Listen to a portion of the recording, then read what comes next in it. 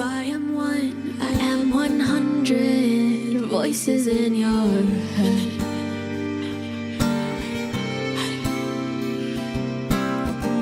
With every twist and every turn, pulling every single thread.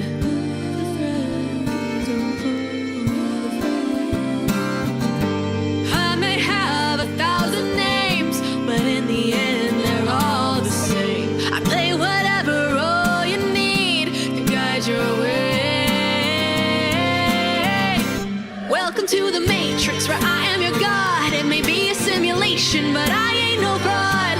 I play your friend and your foe, design your joy and your woe. And if the red dress caught your eye, I'm doing something right. Welcome to my world. Let's see who comes out to play tonight.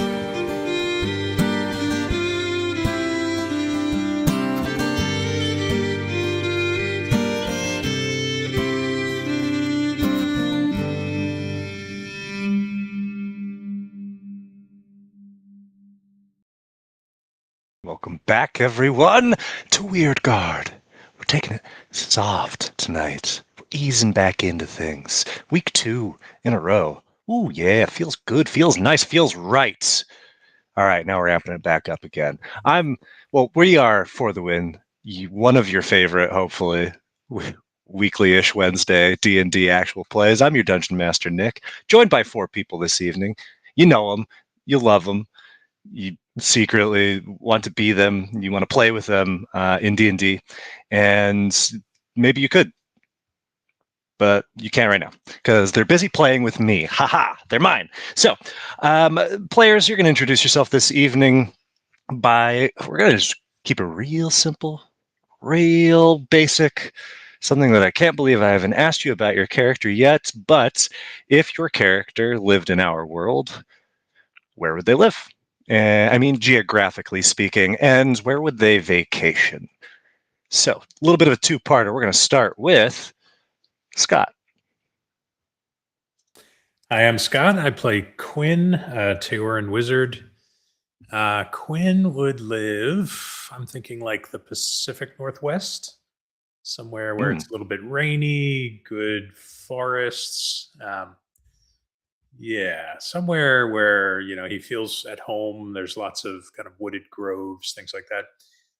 But totally would vacation in some beachy clime. Would love to go hang out with palm trees for a while. And so I'm thinking maybe like the Maldives or somewhere really kind of exotic. So yeah, but he wants to stay with his kind, his kin. And that would mean some forestation somewhere. Quinn like water? Quinn does like water. You need water. Not the biggest fan of salt water, but yeah, likes water. Well, he's in for a time in the Maldives. Yeah. Yeah, makes sense. Good answers. Logical. Fits with his vibe. But what about for you, Snash? I think Harlow would live in some beaten down Gothic castle somewhere in France. No, he said Harlow, not Snash. Oh, well, Snash would probably live like in Scotland, not France.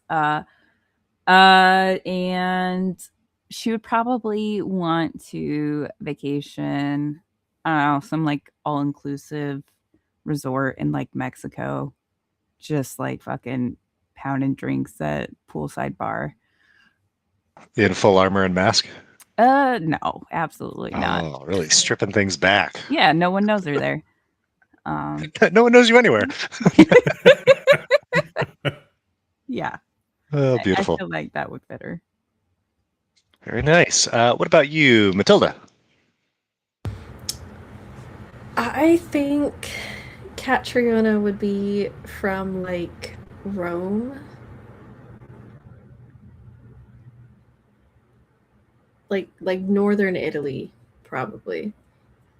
As far as where she was from. Where she would want to vacation. I could see her really being interested in like Mongolia. Mm-hmm. Yeah, I'm gonna go with that. I'm gonna go with the first instinct on that. Yeah, I mean that would be a good change of climate and scenery, but still, you know, rocky. Yeah, Cold wouldn't bother her, I imagine, too much. She can stop in and see the terracotta soldiers too. Right? that was I was thinking either China or Mongolia Yeah. because terracotta soldiers. I feel like she'd be into that, and then just known for a warrior history. Heck yeah. Very cool. All right, last up, Ruby. Hi, I'm Ruby. I play Nosh, and I think Nosh would live in New Orleans and probably, either have a food truck or run his own restaurant or be like a chef in a restaurant and something like that. But then, like, he would go vacation, if not all across the US, to like sample different food and culture, kind of like Guy Fieri Diners, Drive-ins, and Dives type show. I feel like that would be his Heck yeah. style. But then he would also go to like France and Paris and Rome, Italy. So he'd travel. He'd probably travel anywhere where he could try new foods and new spices. But he would definitely be like at home in the melting pot that is New Orleans. Nosh Excellent would answer. just be Anthony Bourdain Part 2. Yeah, exactly. Travel in the world. Travel in the world. Maybe that's his vlog or something. Vlogs wherever he goes. What's that? You guys want to know Hegnod? Of course you I do. do want to know Eggnog. Yeah. Hegnod lives in like just a shitty rundown apartment in Newark, New Jersey, and he vacations in Trenton, New Jersey. He is, but he tells the wildest tales of it. All right, Magical. there's our next in-person plans. Newark, New Jersey. Nice. Beautiful. All right, everybody. Let's recap what happened last time. Last time, in the aftermath of your showdown with Mama, a variety of things happened. After resting in Quinn Galder's tower, there was a moment that Catriona had in activating the Whisper Stone from Ewing, hearing not Ewing's voice, but someone else, someone older, that upon hearing the message displayed a projection of sorts of an Ephigean Zealoid banquet in Deadstone that resulted in a massacre of Zealoids. Then there was the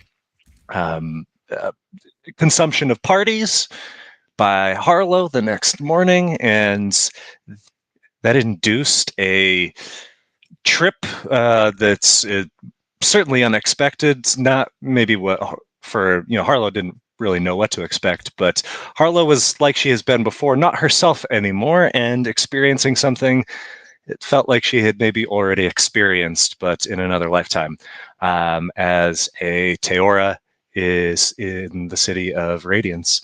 And in this weird space, Gion appeared and shared fragmented imagery and of stuff before Harlow was kind of back to herself, still very high, but back to herself. And after reuniting with Corinne, Quinn was able to convince her to, with little efforts, to join the cause here in finishing the ousting of the Grovewardens and establishing some sort of sense of peace and organization here in Stonebridge. You all headed to the former Grovewarden strongholds in the Greenway and began taking inventory of the space, largely ransacked, but seemingly perfectly suitable to what this city would need to govern itself and what you guys might want for a space of peace and place that you could return to. You also went back to find Dion, and upon finding him drunk, passed out at a bar, he arose and spoke, not in his voice, but in the voice of this entity that Nosh has heard but never quite seen, not in full form, at least in his dreams, in that space of gray water and doors, and told Nosh that he would be seeing him soon, that he would hear tale of his appearance, his arrival, his awakening. And that is, I believe, roughly where we are. Quinn has a celebration coming up, a ceremony to transition into his summer season. But, oops, bad DM. I didn't rewatch the last 10 minutes to remember exactly what the last thing that you guys did was and where exactly you are right now. Aren't we still in the tavern area kind of with Dion? Or did we move away from that? Sure. You guys can be anywhere in Stonebridge that you would like to be. You know that you have business to attend to in the Grove, and then back at the Greenway once you know they've had a chance to assemble the people that need to be held accountable and from the council. Kat, are you still holding Dion? Oh, from the tavern? From him Yeah. being passed out? Yeah, sure. Yes. If we're still there, yes. Yes. If we're still there, I'm not sure. We are, yes. We are still there. Sure. Where would be a good place to leave him? Does anybody have any suggestions? Quinn? I mean, Kat? Queen's got this whole Relton's office we went to look at. We could Yeah, leave that him might there. not be a bad place to leave him. That's safe. You could actually put him right back in Relton's room, as long as you think he wouldn't disturb the precious statue that's there. No, he's passed out. He's not going to get back up until But there's plenty of other suites there as well, so you could just set him up in one of the suites. Okay. Well, I'll probably do that then. And that's across the bridge, right? It's we're on the same side of the chasm right now. We're on the east side. Okay. Okay. Right, because you guys had talked about going to do some shopping. Okay. Yes. Yes, we did. So if you guys wouldn't mind helping me walk him and just dropping him back off real quick, I'd love to go shopping. Sure. Updates of my spices. Happy You to would drop him certainly be able to do that. And for the benefit of the stream, I sent players some locations and hints at items that they might be interested in. And now is their chance to go check out any of those threads that they might want to tug. So we can do this individually as groups. We can imagine some of these things happening simultaneously, but it's kind of up to you how you guys want to approach your shopping. You got a pocket full of gold and stuff to spend it on, or some of it on.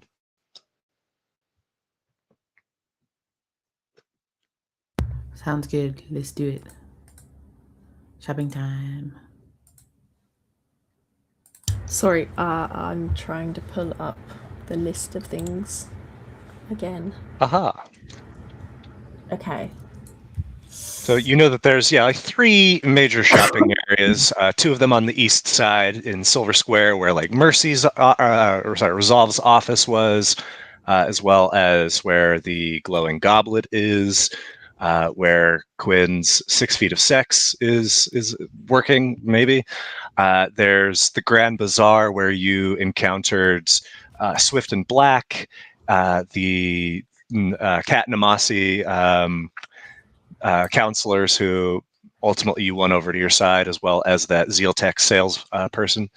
And there is the market in Uptown on the west side, where by the orphanage, and where Nosh competed in a cook-off to win some spices.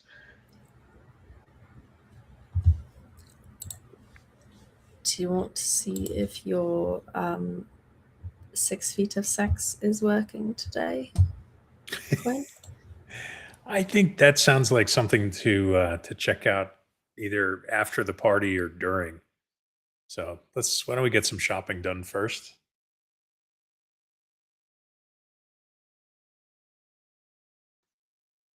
Okay, So so who wants to go shopping first?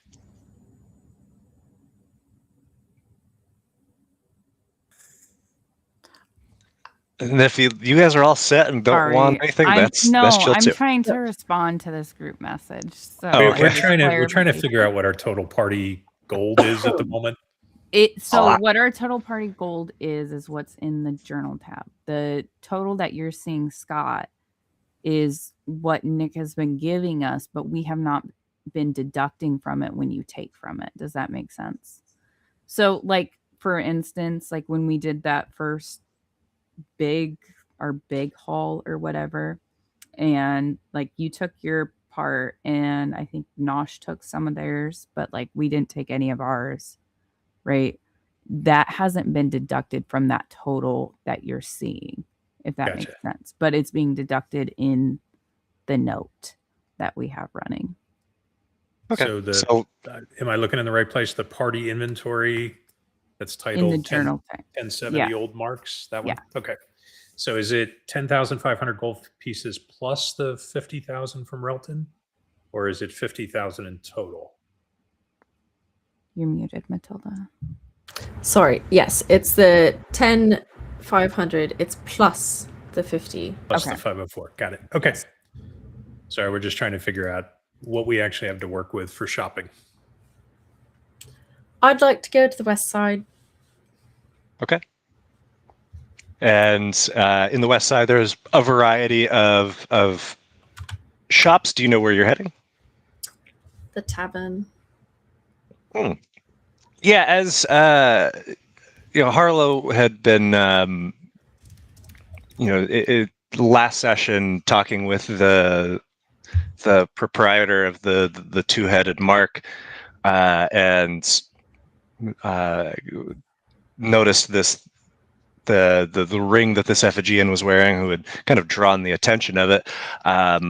Certainly much too large and heavy for Harlow, but in hearing about this, it would have certainly, I imagine, piqued Catriona's attention.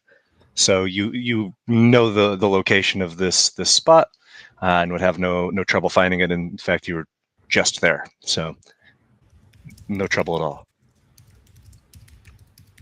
I'd like to just go back and sort of post up at the tavern and see if I spot it, I suppose.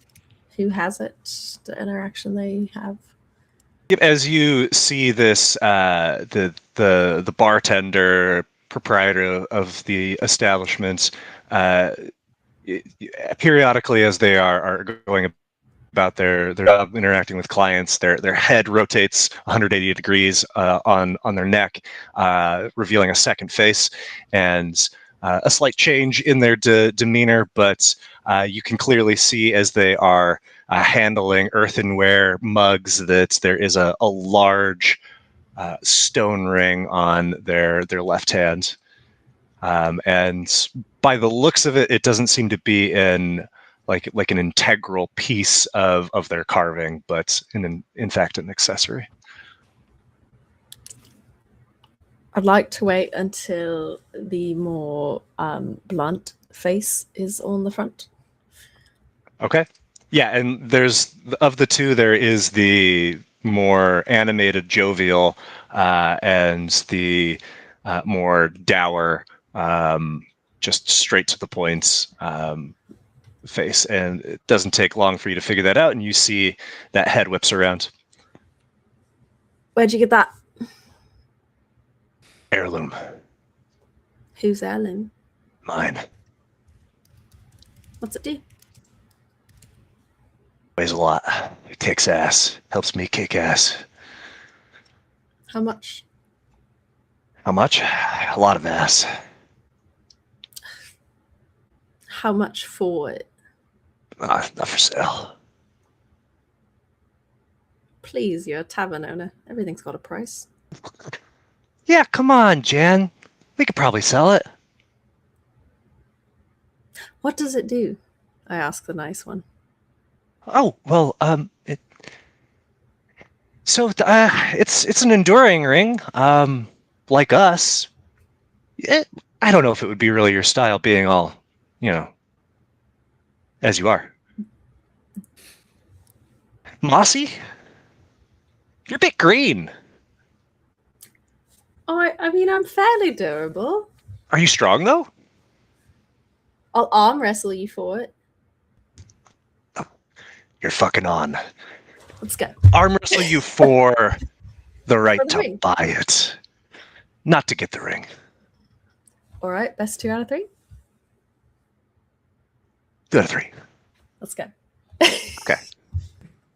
So yeah, you go ahead and roll we- athletics. I can roll first if you'd like. They are enduring. They're strong, but they're not an adventurer like yourself. But they've got a +5 to their roll. Ooh, this will be a fun test of whether any of the die show up. for Rolled me. it as Quinn.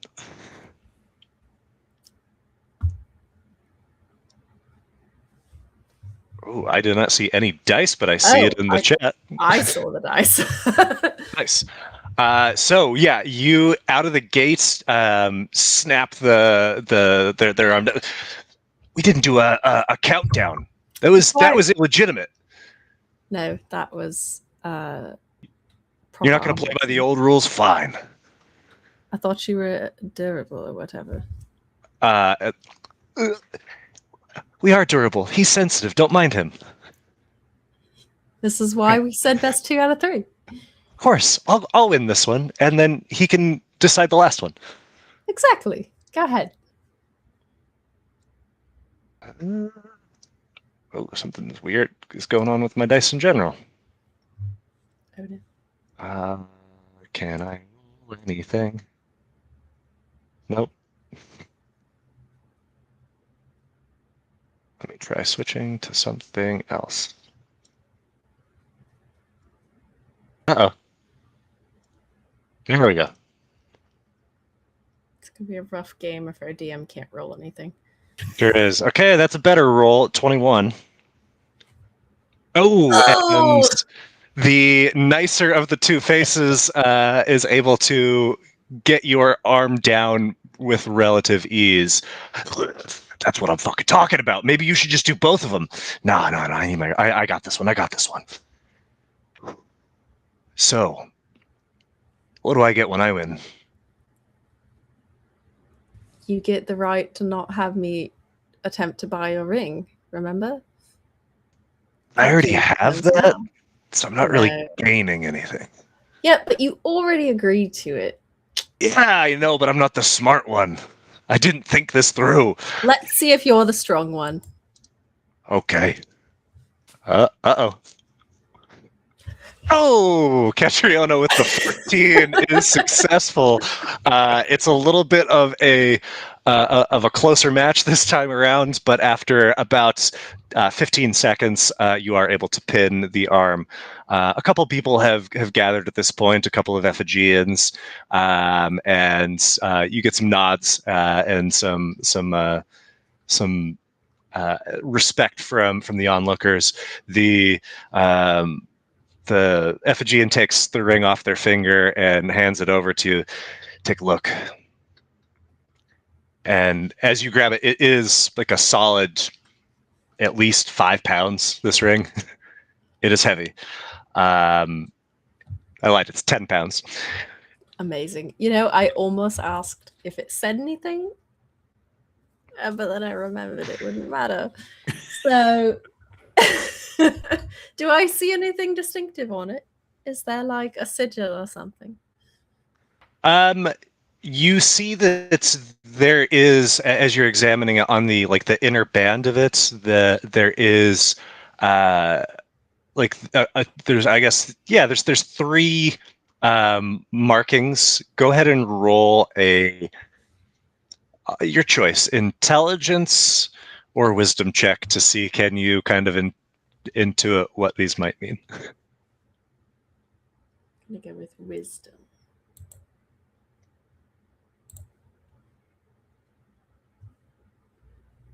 Okay. You're confident you know what they are. One of them is a shield. The other is a closed fist. And the last is a heart. Okay. And you get the sense that this ring must confer a benefit to these three things. Right. Which face am I talking to? The one that you just beat has not shifted yet, so you still got him.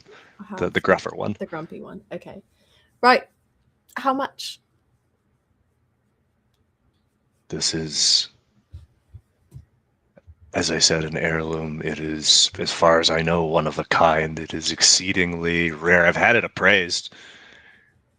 Okay. 10,000.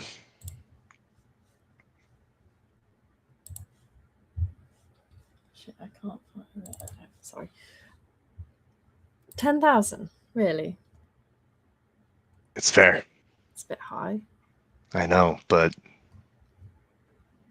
your times have been hard. Maybe they'll get better now that what's his face is gone. Yeah, that'd be something. Oh, old what's his face is gone is good for your business. Is that? Yeah, of course. Well, I mean, you're welcome. The bridge is open. That was you? Yes. Did you not This- see like 50 iterations of wanted posters? We don't really get out. We heard that it was a tree. Teora that did it. Well, that would be Quinn. Okay.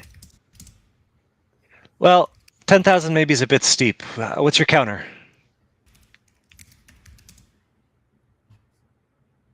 Would I have any sense of that? Like Matilda doesn't know what the normal price range for things is here, so I don't know if this is like incredibly expensive and it looks. I mean, like this it is shouldn't be. expensive. It's above what I've valued the ring at. I'll tell you that much. Okay. So you can definitely lower the price. Okay. It's like I didn't know like what. Yeah. Is 10,000? Yeah. Okay. Just take 5. 6? Oh, do I still have that thing?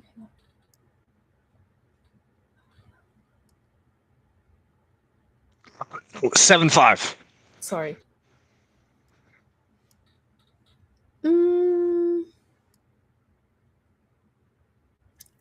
Would a trade help? What do you got?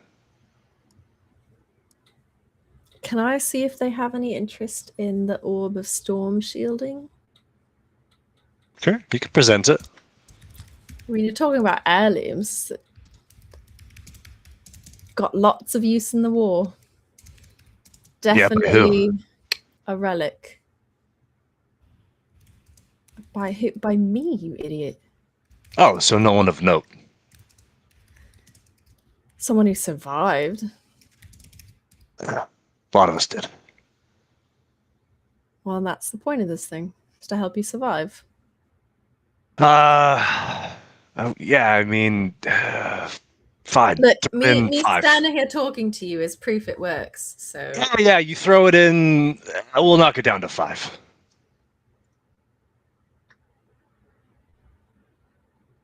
That's half what we asked. does Matilda know if that is still like overly priced in the world of Wyrdgard? That is less than what I had it as its price. I have no concept of prices. I'm sorry. No, you're good. You're good. All right, deal. And I'll tell everyone you won. Sounds great. We beat bastard that beat the bastard. Yes, you won. Best 2 out of 3 against the person who helped get rid of Renton. How about that? Won 3 out of 3. Hey, Exactly. Sounds great. So I slide the ring on. Okay, yeah, and it immediately feels like it lightens as you wear it. I imagine you would have time to attune to it at some point within the next while, should you choose to. And it's now in your inventory. You can take a look at that and decide if you want to attune to it. All right, Catriona's got a ring. Good job, Kat. Nice win on that one. Thanks. We're still over by in the west side, right? That's You're where we wherever started? you want to be. Oh, I'm with Kat. I follow Kat. I'm just Oh, following okay. Kat. I didn't realize you were with me. I'm sorry. I would have. I didn't realize that either. No, I'm literally just like after Kat dropped off Dion, I was literally like following behind Kat. Where she Nice. Then, I was then like, I'm just yes, gonna go with you're on the whoever west side too. Sorry. I should have said something. That's my bad. But I wanted to look around at some of the stalls after Kat. I'm gonna clap him over here, brava, for her win and her success. So wanted to see. Certainly. I mean, you see a variety of things. You see there's like that Matalo, the woman who you cooked off against before. She's got something on the simmer. You see some like greengrocer carts. You see somebody selling pickles. There's a wood carver's stall. What looks like a tinker, a tailor, a soldier, a spy. No, not those last two. But yeah, there's all sorts of things that might catch your eye. What are you in the market for? I wanted to look at the and if Kat wants to come with me, I wanted to look at the wood carver and the tailor stall because those Sure. would catch my eye. And plus, having some wooden spoons to just yeet at people in the head when they annoy Nosh just really tickles my fancy at the moment. So yeah, so you head over to what, based on the sign, is Twiggin's Turnings.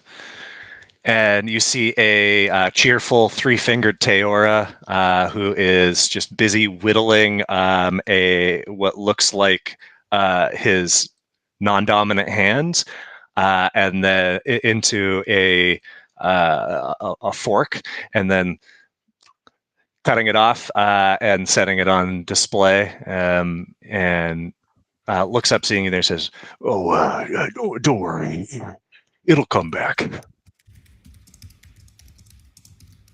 How you doing, friend? doing well, sir. Good to know.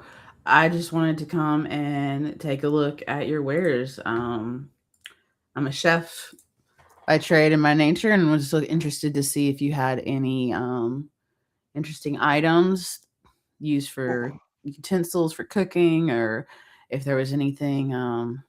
Bowls, spoons, forks, Yeah, salad, claws, I'm not really a big salad fan, truthfully. cutting boards.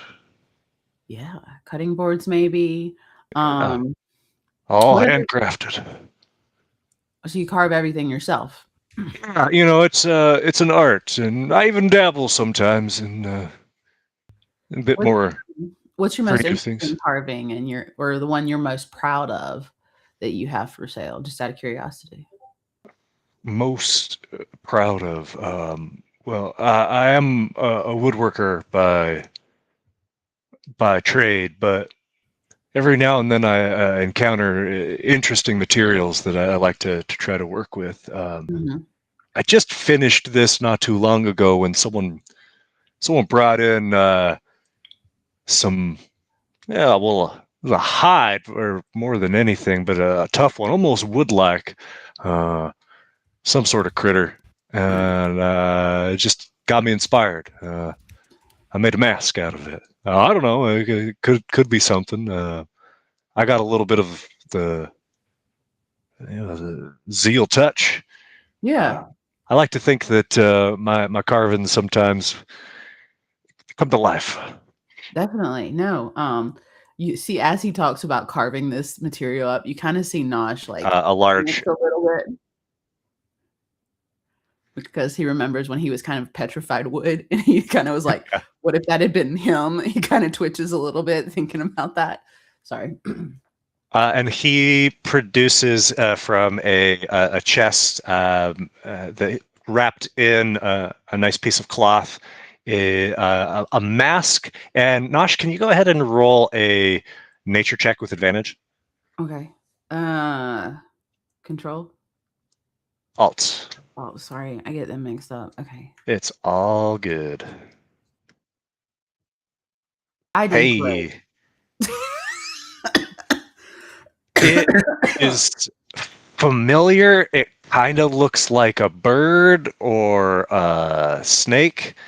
There's something kind of reptilian or avian about it. I mean, there's feathers on it, so maybe that's what you're focusing on, but it's like a sort of a bluish green sort of hue to it. It's certainly like animalistic, this mask. Interesting.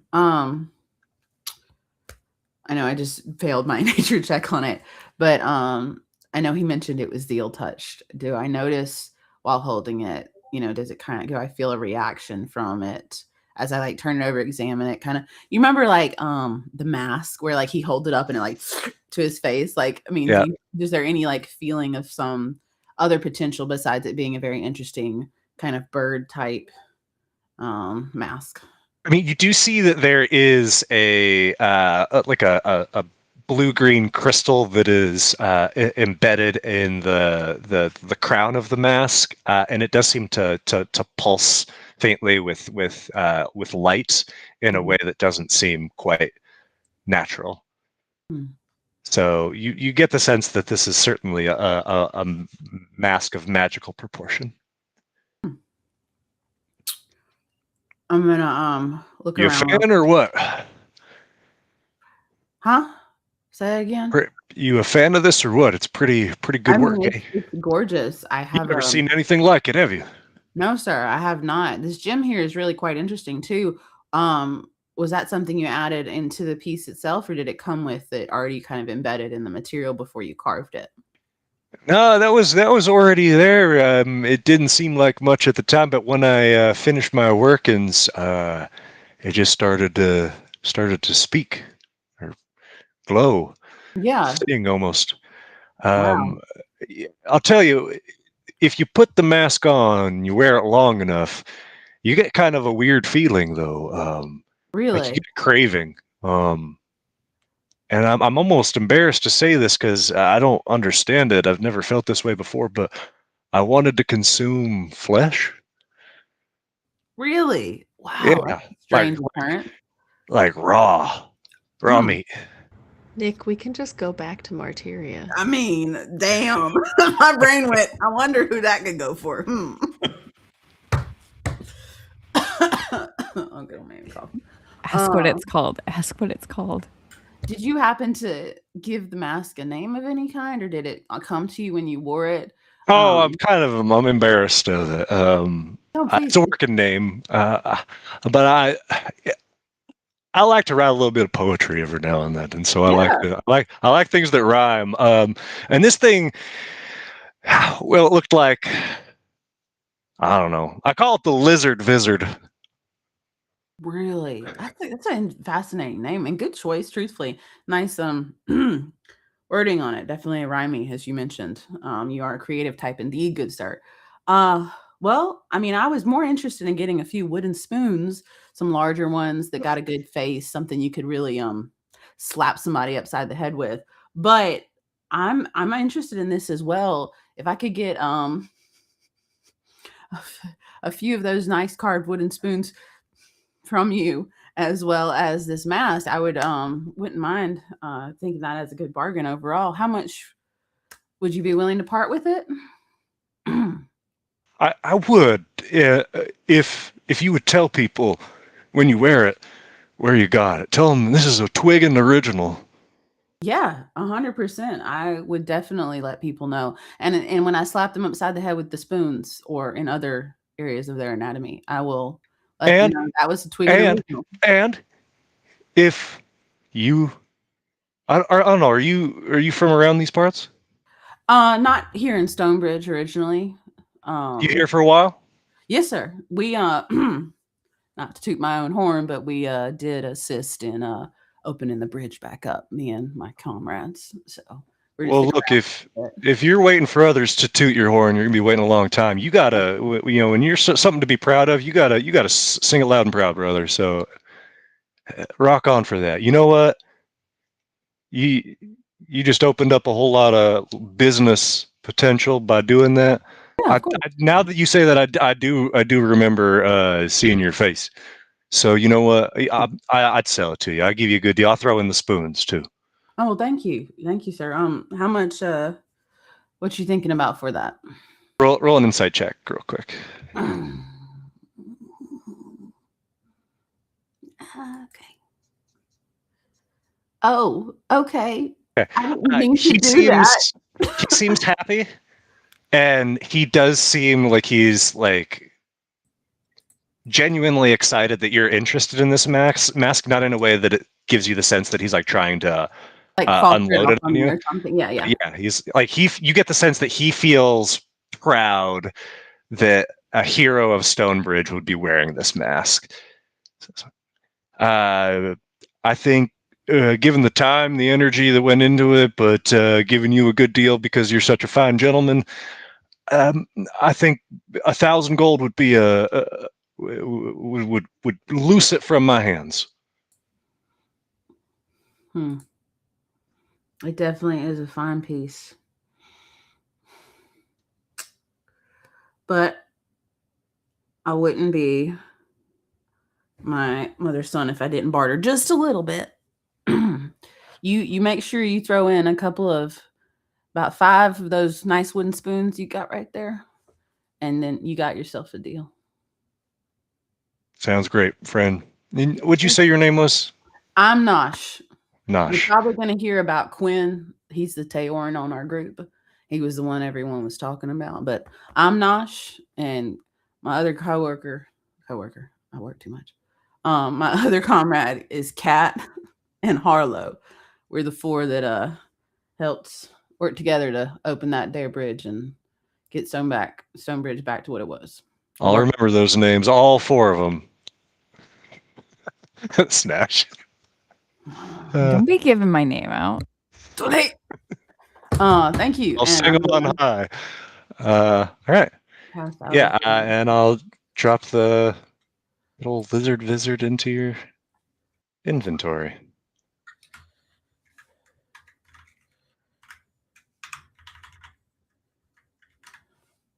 Also, I need my spoons. I didn't have wooden spoon prepared, but I need my spoons, Nick. we'll make note of you have 5 well-crafted wooden spoons, Twiggen originals. I don't have a pen. I trust you to remind me, maybe. No, I'll put it in the Discord. Oh, no worries. I'll spoon. I will totally remind you of this. Cool. Hold on, can I edit it and add Twiggen original to the mask description? Sure. Okay. How did he spell it? Twig. Like twig and then Gin. Twiggen. And notably with the mask, it does not require attunement. Oh, very nice. Okay, great. Cool. Are the 2 of you hitting up the tailor while you're there? If Kat's willing to, yeah, I'd love to see what the tailor's got interesting. Sure. If you would like. You see that it is a stall without signage or anything written. You see an Ephigean woman, a ornate, clearly is just lounging under a very elaborate looking awning with all manner of just yards and yards of fabric behind her, some finished pieces on display, a dress, a suit, some smaller items, gloves, and the like. And she doesn't pay you any minds, Nosh, but she sees Catriona and just nods very politely, almost suggestively. Are you saying I'm too nod short? back. Are you saying I'm too short? She did No. notice me, or is she just not paying attention to me? You're just not as eye-catching as Catriona to someone That like is this. true. Cat is has an amazing figure. So that is. I see you've stopped to gaze at my wares. You've heard, no doubt, of Fesca? I'm just here because my friend wanted to buy some clothes, I think. Oh, I get yes. much use out of them myself. That is a mighty fine cloak you have. Thanks. So, friend of Paul, friend. You need to keep warm, yes? The fur's not cutting it, or you just want to look a little nicer? Look a little nicer. What are we thinking? What if you bucked expectations and what if we went with a nice flowy gown? I think that would be wonderful on you. I would not dispute the fact that it would look wonderful. Downside is I'm often in the kitchen, and I feel that it would do a disservice to my craft and gown if I end up accidentally spilling an ingredient or something. Steam gets onto the gown. Something a bit more utilitarian. If you please, or something to help accentuate. Canvas, rough, coarse, absorbent. Yes. Something that says, I don't care what I look like, and that's what makes me fashionable. I'm just a sack of potatoes. And Nosh is like trying to decide if he's offended or not right now as she keeps going. He's going Katrina like, is like doing her best to not let Nosh see her laughing. Like she's like behind him, just like yeah. And Nosh is like, because he gets what she's saying and he doesn't like really disagree, but he also feels a little insulted. So he's kind of like, yes. Hold on. I think I've just the thing. Ma. And you see she moves off over toward Matalo, and they have a brief exchange, and she comes back with a literal potato sack, dusts it off, holds it up to you and says, oh, yes. A couple of holes here, a big swoop there. That ought to do just nice. What do you think? Are we sold? Do we love it?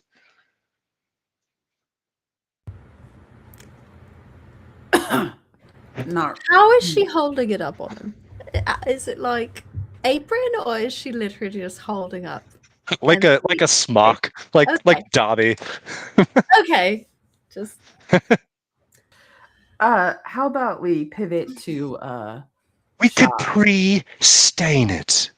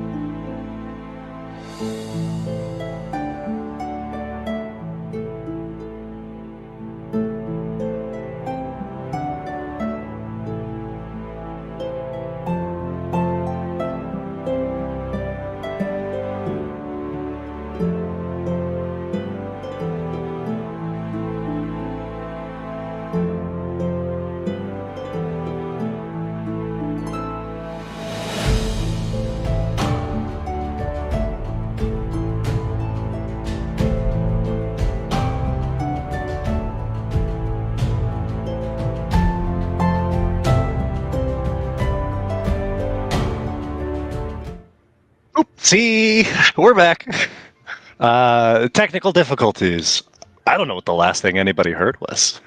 Scott, do you know what was That's when did we go down? No. All Love right. that. Well, you guys have been haggling with Fesca. She mentioned an accessory instead of this burlap sack for Nosh. And as she is locating it, she says, "I'll have you know, it's a Bobbin original." Is she Yes. referring to the sack? No, the scarf. Ah, there it is. You know Bobbin, of course. Yes. Pretend I don't. Ugh. You don't even know your own people's arts and culture? The great Bobbin? She's not like you and I, but yet she very much is. She is effigy, but she's more machine than she is woman. Wonderfully talented seamstress, the best that has ever been and ever shall be, and she made me this. Well, she didn't make it for me, but she made it. It's my scarf of secrets. And she holds out to you, Nosh, a scarf that is thin and beguiling. It is jade, in like bright contrast to your orange fur. The stitching is clean. It seems at your touch to almost move of its own accord. And as you hold it up to yourself, it's almost like the scarf is whispering something to you. Like, is it legitimately whispering something to me, or am I just being paranoid?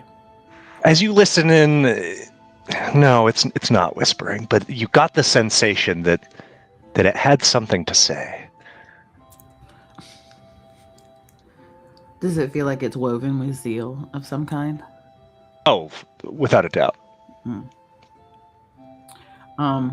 As I feel it and examine it, I'm actually gonna then pass it to Kat to let her examine and hear the whisper of the fabric.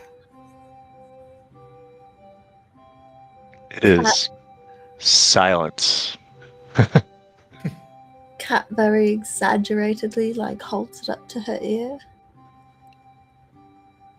I think a scarf's broken.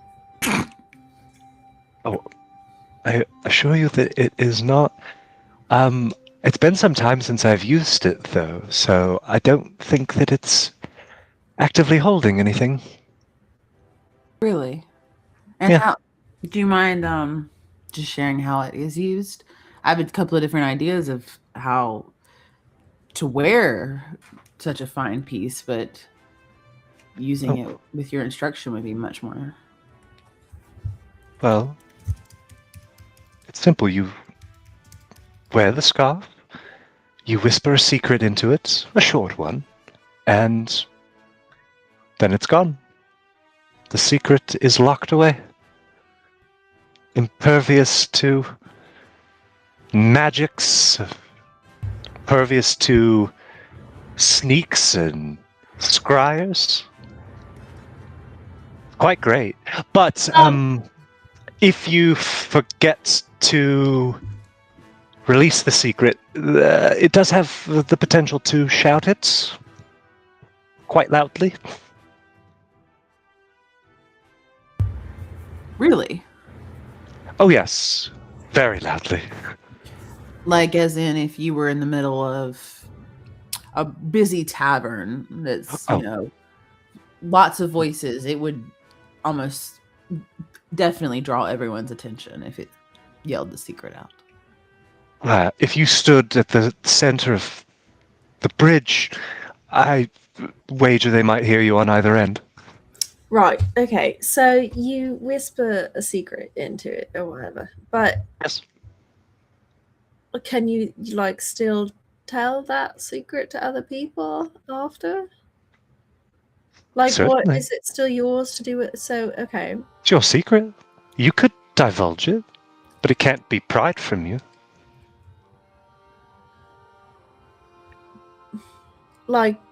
You can only willingly tell it to someone? Yes. Because look, maybe I'm not understanding this, and that's fine. So there's a lot of things that are above my head. But isn't that kind of the equivalent of just, shutting the fuck up about the secret? That would work for certain situations, but what if you're being tortured? What if they're using divination magic? Okay, so it makes it so nobody else can, like, listen to your thoughts and hear the secret? Is that what you're saying? If it helps you understand it in that way, sure.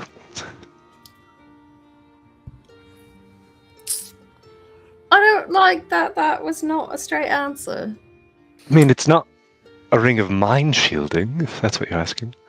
But if you tell the scarf a secret, one that you don't want anyone else to know, it will hold the secret as long as you wear the scarf. And then what reason would it have to yell the secret out?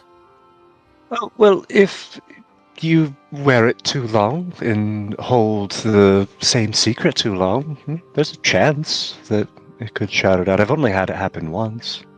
How do you trade out the secrets you have within it then? You tell us a new one. Tell it a new, okay. And so it forgets the old one when you tell it a new one. Yes. Okay. Not a very wide memory, but a strong one. Huh. Interesting. So, you love it, 300,000. You're hilarious. I know. I am working on my tight 10. Let's go 50,000. It's a Bobbin original.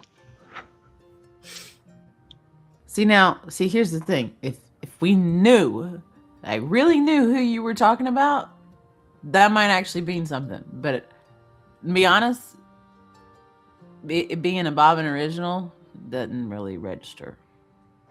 Matilda, can you roll a history check for me? Since being of First Fall, you may have heard of Bobbin. Yeah, and this seems kind of fitting with the way that the item has been described to you. You know that Bobbin sells a lot of shit, or things that are like kind of cool, but have like a weird negative aspect to them. You've not heard of a Bobbin original going for anywhere close to 50,000. Nosh, let's just go find someone who's like actually trying to run a shop and not a scam. Come on. That's A scam? No. Okay. Perhaps I was trying to capitalize on what I assumed were very wealthy, discerning individuals, but I see I pegged you wrong. 2,000.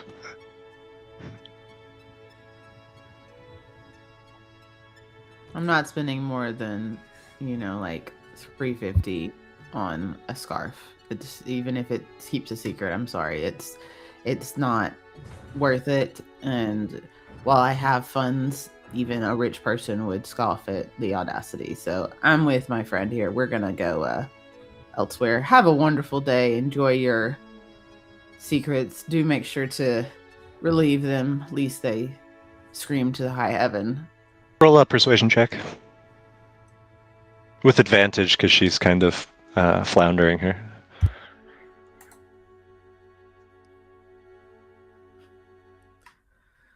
Sold! 350. I'm gonna give Clat a quick glance, and then I say, "Very well, 350 gold. Here you go." Okay. I'll give you the Scarf of Secrets.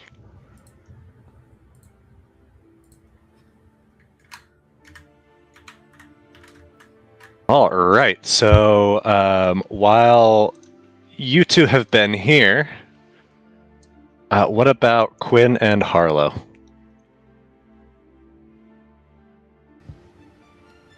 Toy shop and apothecary to start with. Okay.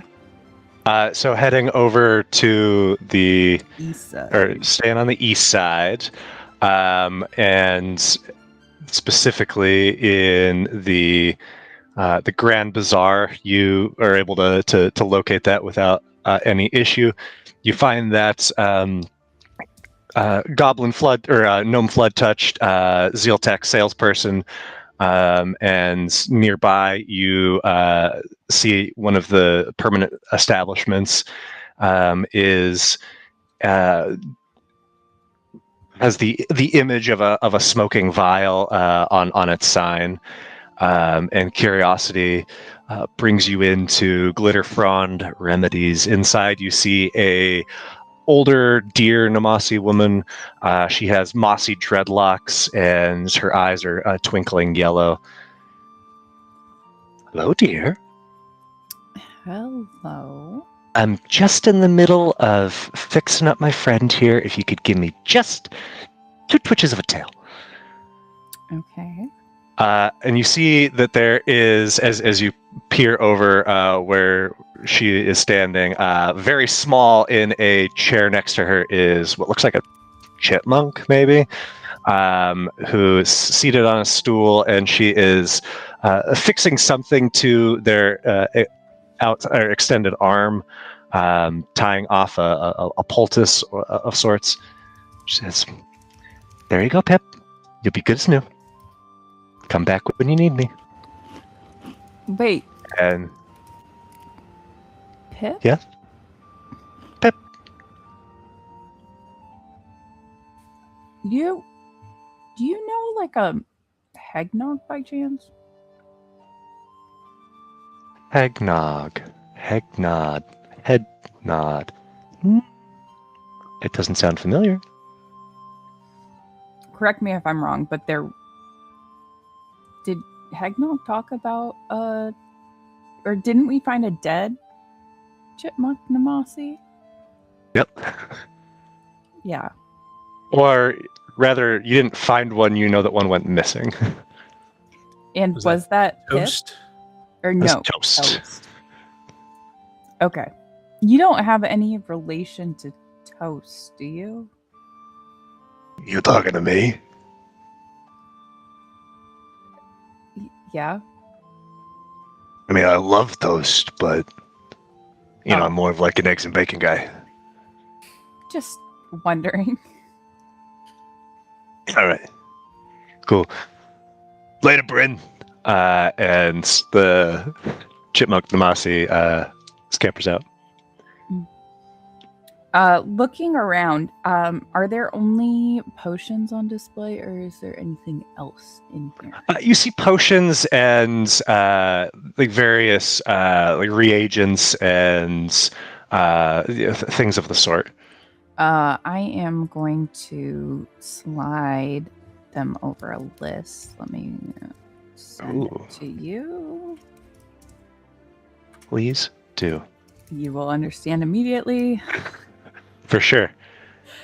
Do you happen to have any of these items? Ooh. This is a strange list. I mean, I can certainly help you with the opal cap. Okay. I can't say that I've ever seen an afterpour tier make its way through the shop, and a moon feather. I don't know if those are real, darling. Oh. Why would you say that?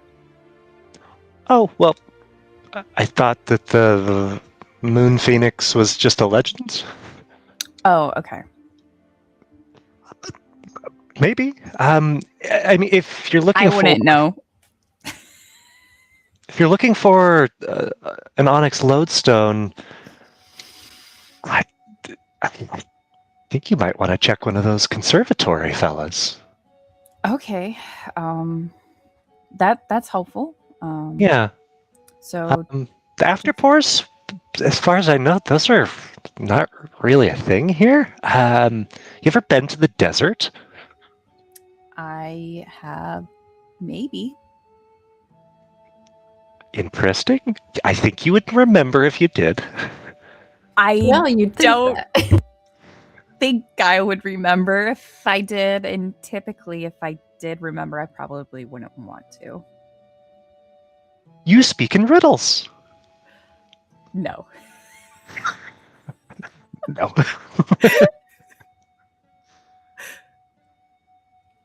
Okay, well, just the opal cap for you then? How much Yeah. are you needing? How much do you have? I probably have a few ounces. Let's go with that. I think I only Okay. need one, but I don't know if you have it in singular form or Oh, you don't want it ground. no. No. Oh, so you're looking for a whole cap. Yes. Size irrelevant? The bigger the better. Okay, let me go check. And she goes through a beaded curtain into a back room behind the sales counter here, and returns a few moments later and holds out a purplish, bluish, whitish, shriveled, but still about the size of your palm mushroom. How much would that be?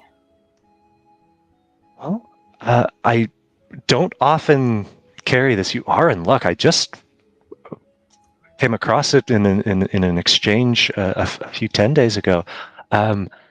It was part of a package trade. I think when I sell it by the ounce, I typically sell it for 100. As it's a whole cap, I'd give it to you for 20. Oh, that's perfect. Also, could I get some health potions as well? Certainly. Any particular strength? Honestly, a variety would be really good. Okay. Well, we've got your itty bitty boys, your little bit bigger boys, your big beefy chunky boys. Got all the boys. How about a couple big, beefy chunky boys and like a handful of itty bitty boys? Big beefy chunky boys. They are rather rare and rather expensive. Well, let's go with one big beefy chunky boy and a handful of itty bitty boys.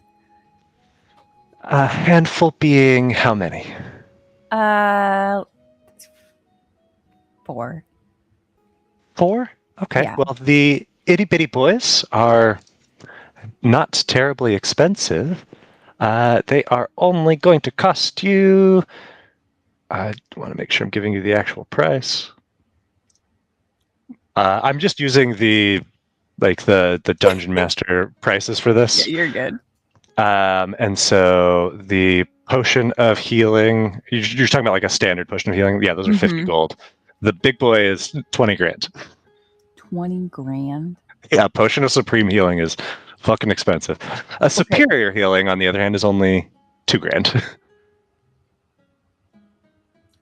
Damn. That is not a proportional joke. I don't think that's what we've been spending on them. You haven't been buying them. We've been taking them. You've been getting them through the Evervile or Everfile or stealing them out of people's dead. All right. Dead. On that note, I'm not getting any of those. Steal from a corpse. I'm just gonna get itty bitty boys. I mean, Okay. I've got half a dozen still in stock. Give me half a dozen.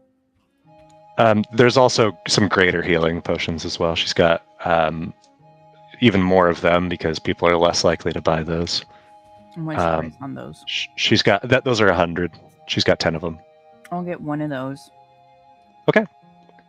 So that would be 300, 400 gold for the half dozen potions of healing and the one greater healing. And the opal cap. And the opal cap, another 20 on top of that. Okay, so 420. That was on purpose. The error of her ways. All right.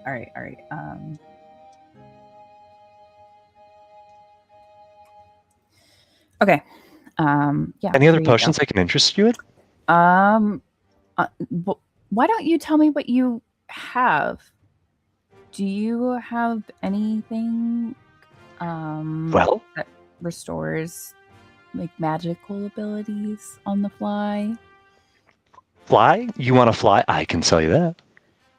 No, anything that would help when you're feeling a little drained.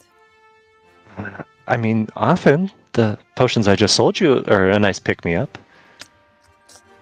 Yeah, it's not what I'm looking for. Okay. Oh, you want some speed? A potion of speed? Really glad you added potion there. How's the joke? Go good with my pocket parties. Probably not. Honestly, that would be terrible. Do you want to just disappear for a little while? Yes, Okay, I could sell you a potion of greater invisibility. I would love It is that. expensive. How expensive are we talking? It's considerable. 20,000. No, I can do that myself. Oh, okay. Can you teach me? For 20,000 gold, I can. Okay.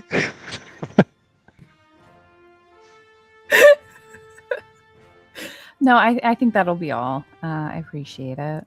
Do you want to be stronger? I mean, I'm pretty strong. Got a nice fire and ice combo?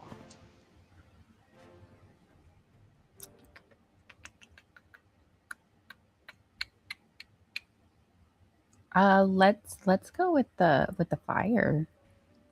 Okay. That is 2,000. And it's steel at that.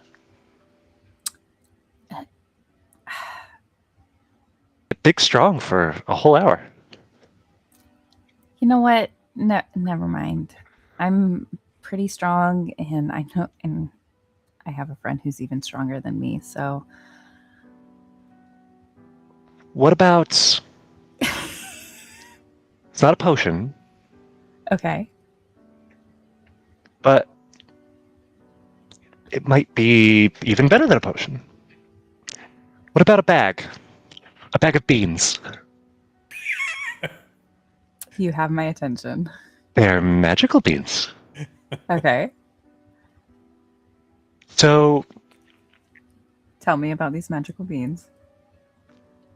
they can do a lot of stuff. You can throw them at people and they explode. Okay. Or you can plant them and they'll grow into something maybe really good or maybe really bad. Or Yeah. maybe really nothing. Okay.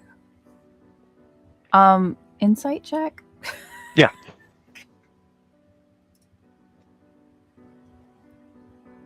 Oh, it's blind. Yeah.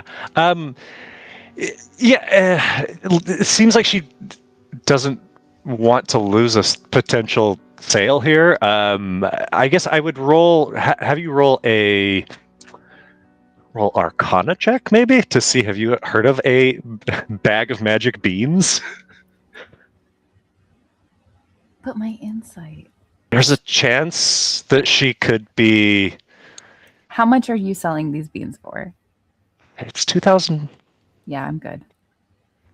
Okay. I have a friend who grows berries. And they're free. But does it come in a bag? No, they come from places on his body. Oh no, these come from, I don't know, a wizard. He is a wizard. Oh, Ask her to prove that they work. Could you show me one working? would you prefer I throw it or bury it Where are you gonna bury it? outside? Oh, you just throw it. I would also not want to do that inside. Okay. God, that makes me trust her if she's not gonna throw the beans in her shop. That's okay. I might know someone who would be interested in them, though. So they might come by. Okay. All right. Thanks, dear. I'll be on the lookout for moon feathers. Afterport tears. Me too. What's your name? If I find them, can I? Do you have a residency somewhere? A residence rather, somewhere here in town? Oh yeah. You know Relton's old place? Oh, that old son of a bitch. Yeah.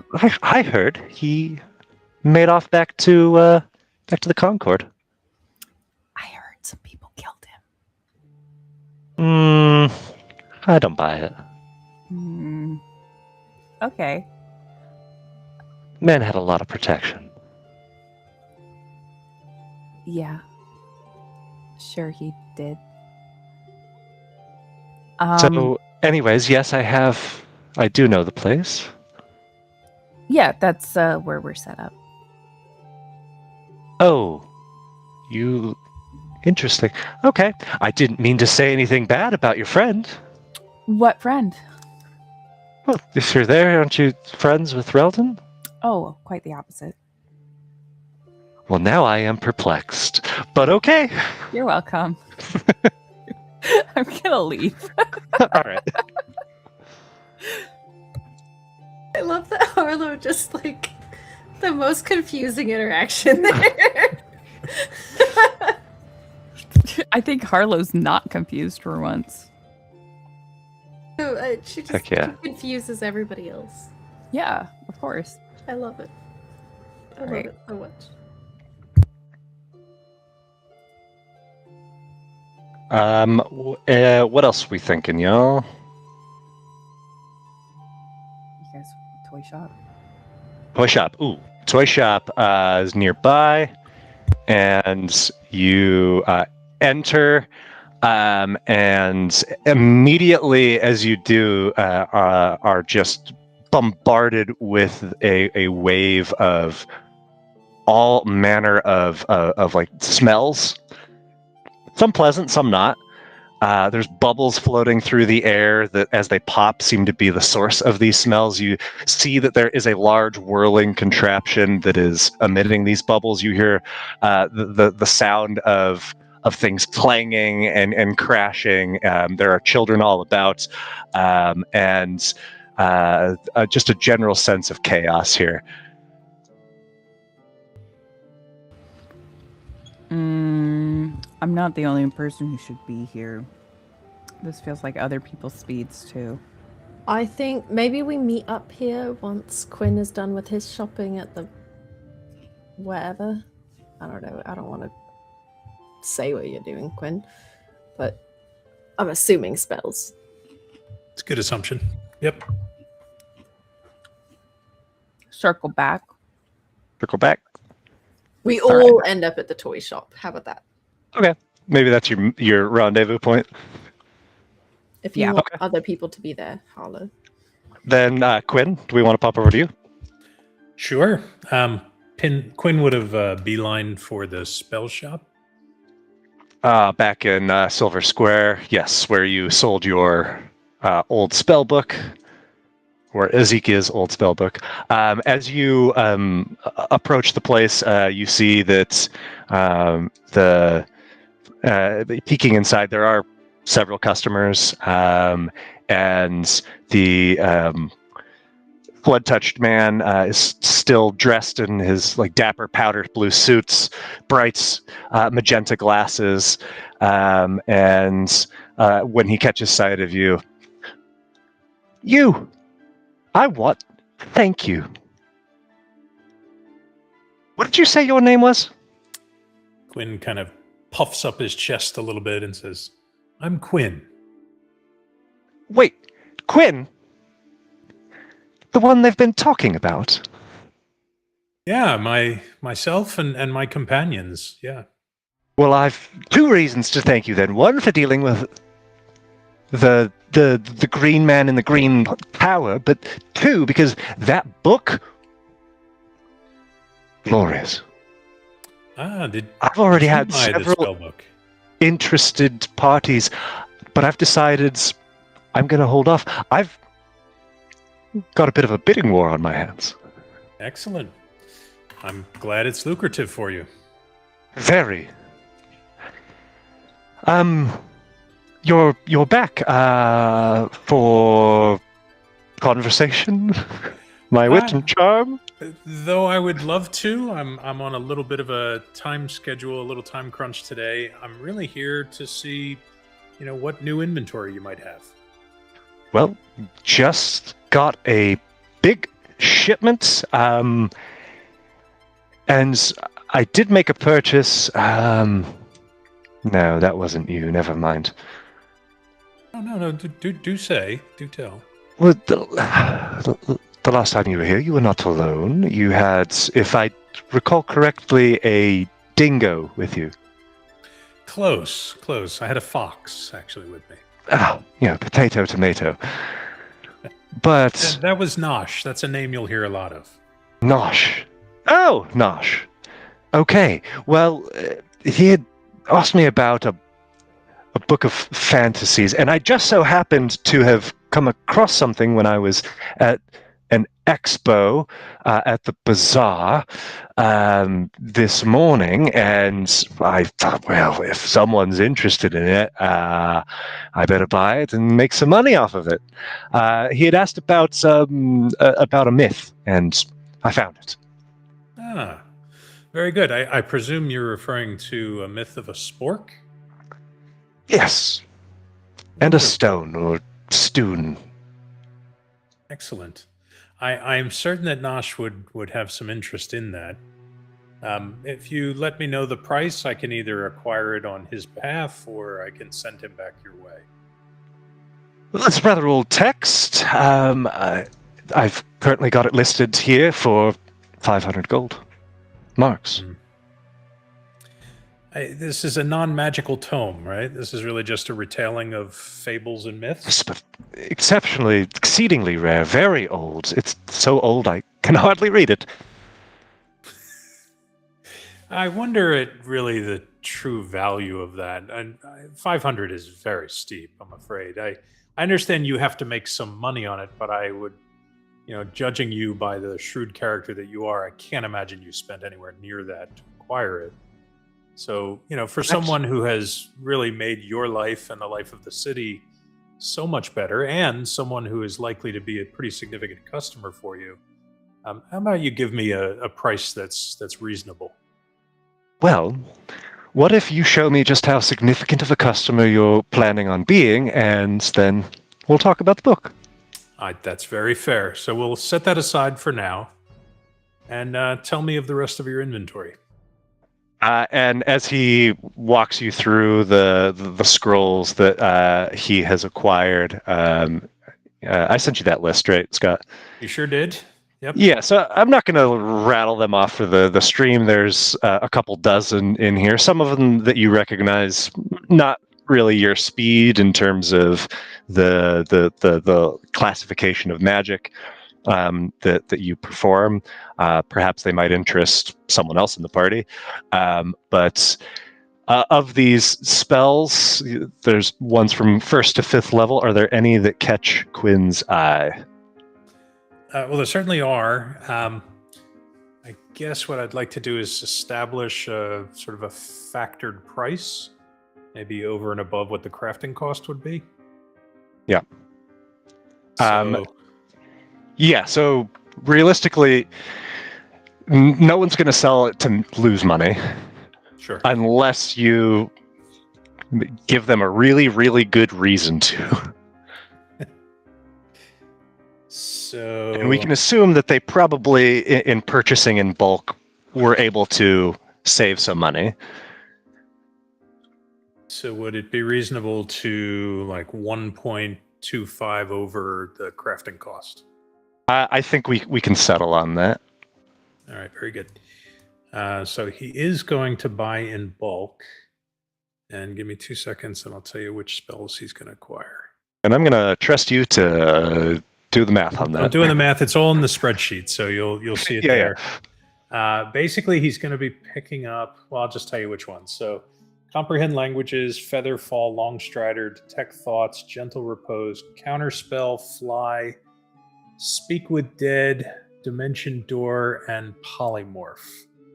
And so in grand total, that would be 8,843 gold. That was fast. I love it. That's what spreadsheets are for. Yeah.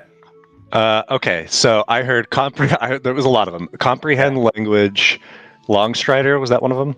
Comprehend languages, Featherfall, Longstrider, Detect Okay. Thoughts, Gentle Repose, Counterspell, Fly, Speak with Dead, Dimension Door, and Polymorph. Perfect. Got You him. get it. And with all of these spells, I mean, it seems to me you should really just throw in this book of fables. My dear Quinn, you should have led with how big your purse was, because if I knew you were about to drop 8,000 marks, then I would have just dangled the book out on a fishing line to lure you in and get you to spend the money faster. Of course, it's yours. And hands you this book. The title, the script is a bit like awkward to read, but this is I'll put it in the chat. It's a long title, as is the style of old books often. It's got like a principal title, The Cook's Tale of the Spork in the Stoon, and then a subtitle, and of the first bite that breaketh all appetites, and then even further down below, set down as it is said from elder books found in the Abbey of Salt and Cinder, now lost. As rattles off one's tongue, yes. Yes, very, very simple and memorable. So as a title.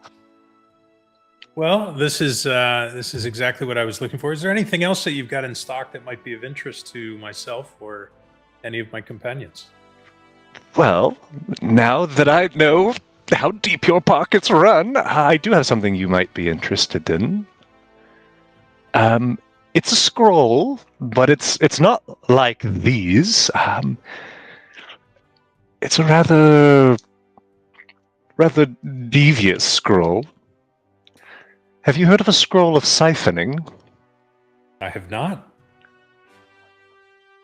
Well, as I understand it, it's penned by Inkrights in the conservatory, and well, it steals a spell. What do you mean it steals a spell? Someone nearby is casting a spell. You use the scroll, and it sucks it in. It's yours now. So not counterspell, but it actually steals the spell and becomes that scroll? It becomes a spell scroll of that spell. Interesting. Single use, but could be quite nice. Very situational. You know, one would have to know what spell was being cast in the first place and be prepared to use it. So I understand. Someone like you maybe is not quite intelligent enough for it. That's a great way to curry favor with a good customer. I tease, Quinn. Of course you're smart. You've got all sorts of spells to your name. What is it that you're looking to charge for such a unique item? It's not the only of its kind I've ever heard of. It's the first I've ever encountered, but I think a fair price, and I say this to you without any subterfuge or without any intent on overcharging you. I think that 5,000 gold would be fair.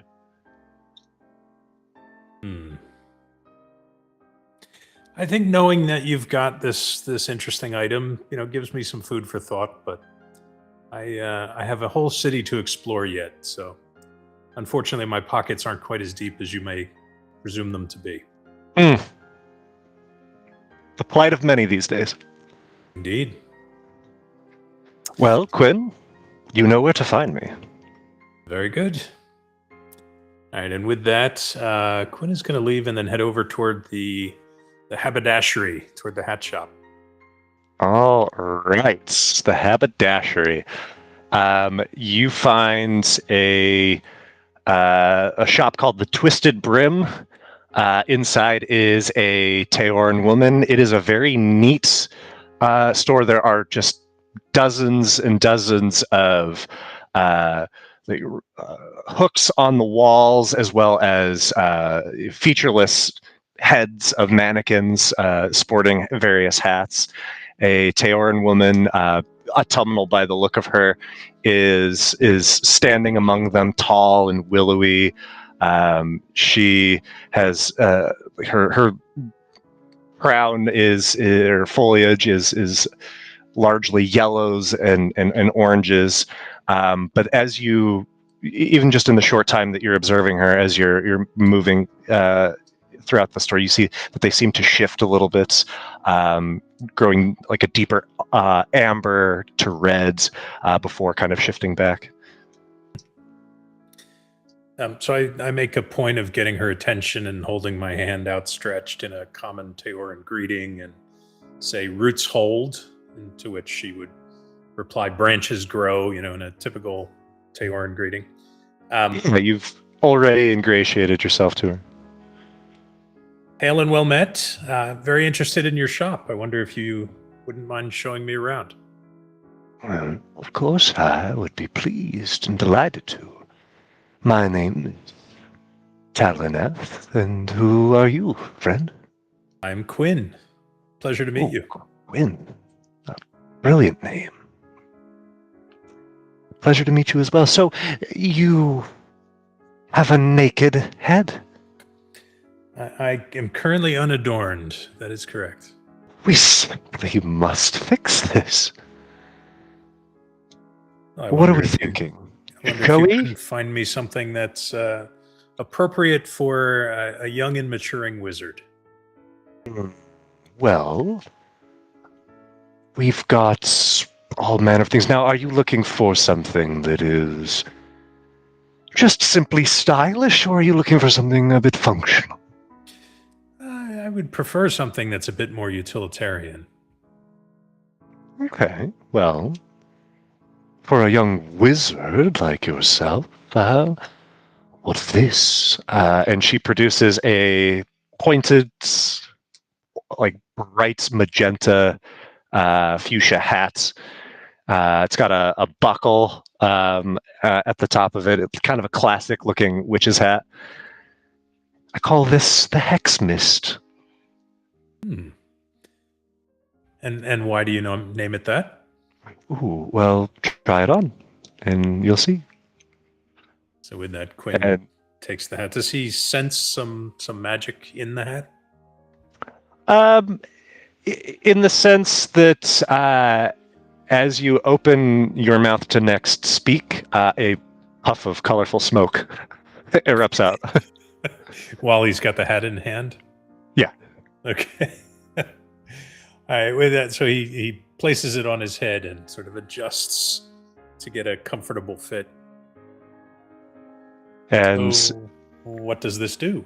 as you speak, you see that each word is trailing with these puffs of smoke, and they start to like shape themselves into like the curl of your words.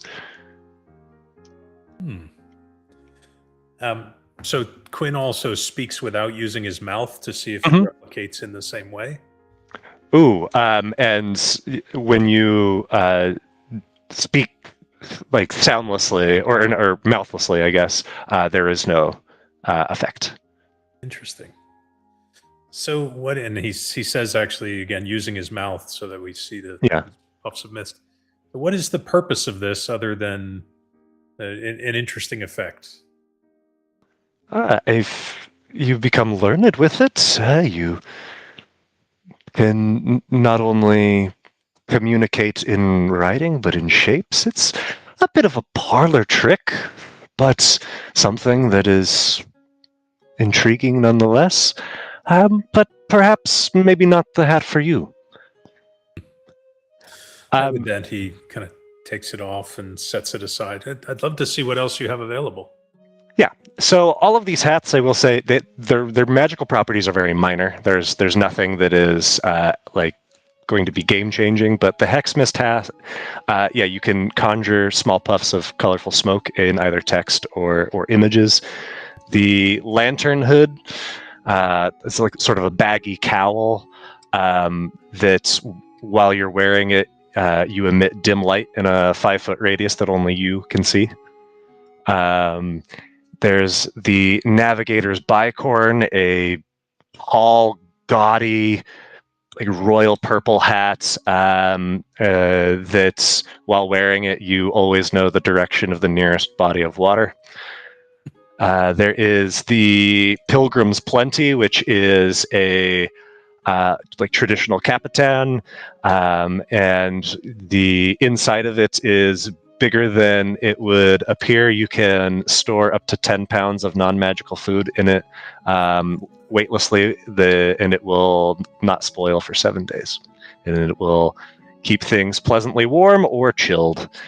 There is there's the Cold Snap Cap, which is a fur-lined red hat, and while you are wearing it, everything that you wear and carry and yourself are unharmed by temperatures of 0 degrees or lower. And finally, there is the Cloud Weave Turban, and while you're wearing this, your jump distance, both long and high, increases by 5 feet. So of them, perhaps the most like useful maybe in combat, but still just a minor improvement. So the hat that food can be stored in and preserved, would that also preserve foods, like magical foods like good berries that would spoil after 24 hours? It specifically is for non-magical food. Non-magical. Okay, got it. All right. Why don't you give me some sense of price on these various hats? Just a general range, not a particular. So you can see price tags, like the hats that she's not drawn your attention to, like the standard hats, range anywhere from like 20 to 200 gold. She's a craftsperson here. These are well made. The magical hats don't have a price listed, but she would tell you that each of them she would be willing to part with for 300. And how many of those magical hats were there? There were 1, 2, 3, 4, 5, 6. All right. He's going to offer 2,000 gold for all of them. Sold. All right. 6 hats. Guess what everybody's getting for Christmas? There's Christmas Yep. in Wyrdgard. Wait, I love Quinn's math on this. Quinn.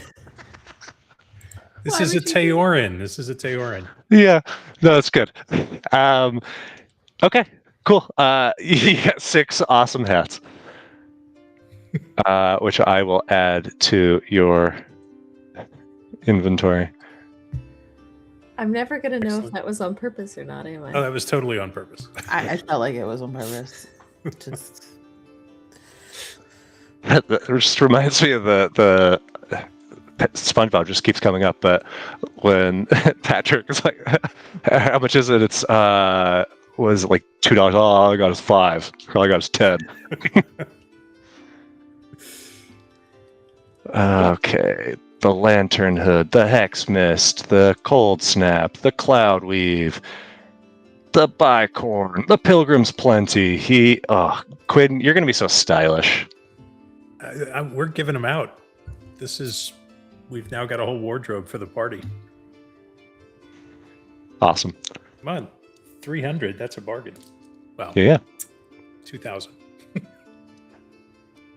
Could All right. The last thing Quinn would do is swing by the woodcarver stall and just purchase a basic woodcarver's kit. Okay. Yeah. Let me. That. And then, You're gonna get some Like- tattoos I was like, is that like the equivalent of like a oh yeah. sutures kit for No, you? he Like, wants to start doing some crafting. So he needs on a his woodcarver's- body. Does he want to get chiseled? Why is it always got to be masochistic? because that's the equivalent of like. You gonna Would be carve better out wood some carvers abs? than Teorin. Teorin build their homes from wood. Everything is wood crafting, so he needs a wood carver's kit. Wood crafting. Wood is turning. their money. Not And quite. then if there's anywhere where he can pick up another bag of holding, he would want to also see if he can acquire another bag of holding. I'll give you guys another bag of holding if Please. you're not going to do the bullshit shenanigans of a bag of holding and a bag of holding. No, I will say Never intentionally. we Wait, thought about what? doing that if Mama's portal for the box was going to be an interdimensional portal. We were going to Let's just throw the bag of holding in and blow her up. No, we won't intentionally do that. Okay. Yeah, you want another bag of holding, take another bag of holding. Sweet. How about a broom of flying? One of those, right? An immovable rod. I think perhaps at another time. I know that we're just doing a lot of shopping. Are we If just we calling are- out requests? No, if we're ending at the toy store, Oh, can we do some more? Yeah. I was gonna. That's add- where Quinn's heading next, is the toy store. I would like to go see the Zeal Tech guy Sure. before we end the shopping spree. I wanna Absolutely. Go to the spice cart and the sealed tech stall with Cat. Okay, let's do Spice first, Seal Tech second, then, since you're both going. So you, through way of navigation here throughout the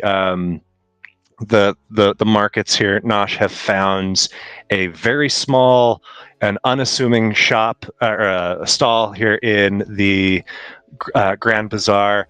A flood-touched man. He looks, if you knew anything about the firstlings, orcish by his heritage.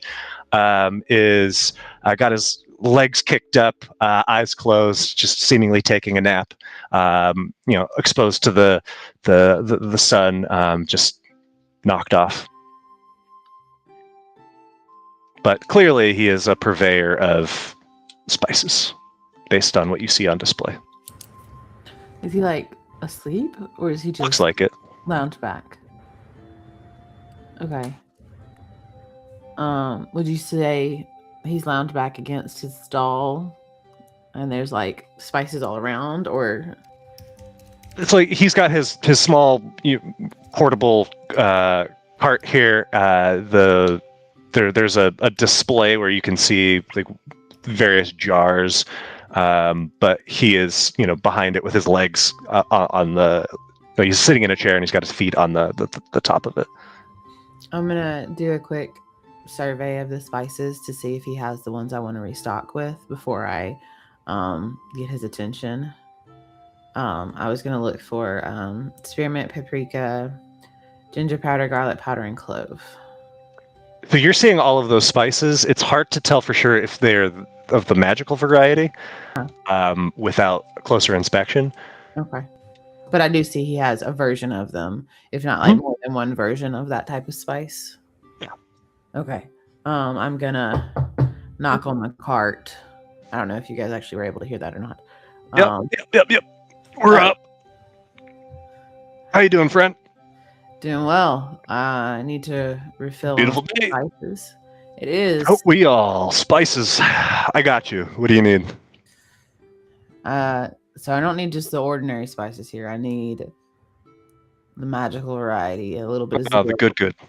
Yeah. Yeah. Well, you came to varieties for a reason. So, yeah. What do you want? I've got some ginger powder. Yep. I've got garlic powder. I've got habanero. Habanero. Yep. I haven't had a chance to use that one yet. How What much? about some spearmint? Fresh out. You got any paprika? I probably got a little bit kicking around. Let me and just clears some phlegm. Yeah. I got a little paprika. Well, I definitely take that ginger powder and And garlic. in bulk or what? Huh? buying in bulk, or you just want a little taste? What's your idea of bulk? Because I need to fill, and Nosh is gonna gesture to his sash. I need to fill up on a couple of these. Oh, well, you don't have a ton of capacity space there. I think I could get you right as rain. I mean, it is rare. It's not easy to make, so I'm told. I don't know. I just sell it. But yeah, we'll of course willing to help you any way I can here. So as you know, Nosh, you can get a each one recharge is 10 gold. Mm-hmm. So if you had, when you had 10 of the orange zest, that was 100 gold. So Yeah. basically for the ones that I listed, how much do you want? Hang on, is there a discount to buy in bulk? Discount? Yeah, I mean, if you make a purchase of at least 500, I'll knock 100 off.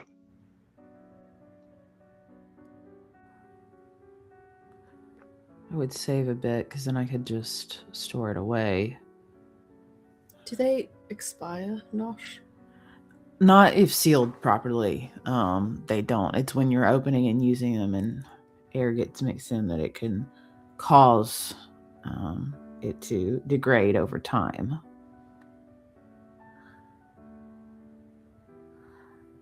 Do we have any room? Yes. We do. Okay. Let me get. Let's see. Hold on. I gotta calculate. I wasn't expecting to calculate. Dang it. You have 50. If you said 10 gold for Yeah. a normal 15. batch, so you gotta pick 50. The habanero is a little bit more expensive because it's a stronger spice. That one does cost 30 each. Okay. 30 each. So 30 each or 30 for like 10 charges? No, 30 for a charge. okay. Let me get out my trusty calculator real quick. Take your time. What are you cooking anyway? A lot of different things. All right. Hey, Pretty Cat's gonna like kind of distract him while Nosh is figuring out what he wants to buy. What's that one taste like? And I just point at a random spice on the shelf. Stick out your finger.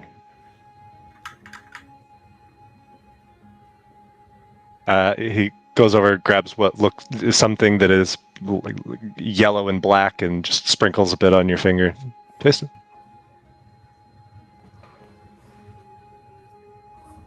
And it tastes tangy and there's a little bit of a bite to it.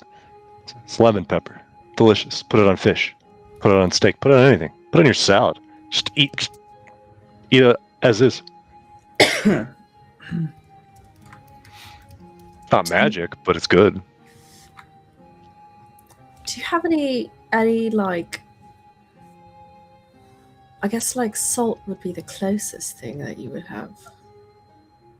I've got salt. You want salt? Oh shit! Yeah, you guys don't really eat normal. I'm trying to think of food. like rock, like minerals, like. Yeah, I got salt. I don't really carry other rocks. Are there other rocks that that people like me eat? Well, I don't know what you eat. I'm just trying to think. I know we eat salt, which is a rock, right? It's a rock. Mineral. Sure. But what else? We don't eat. I mean, iron. No. Yes.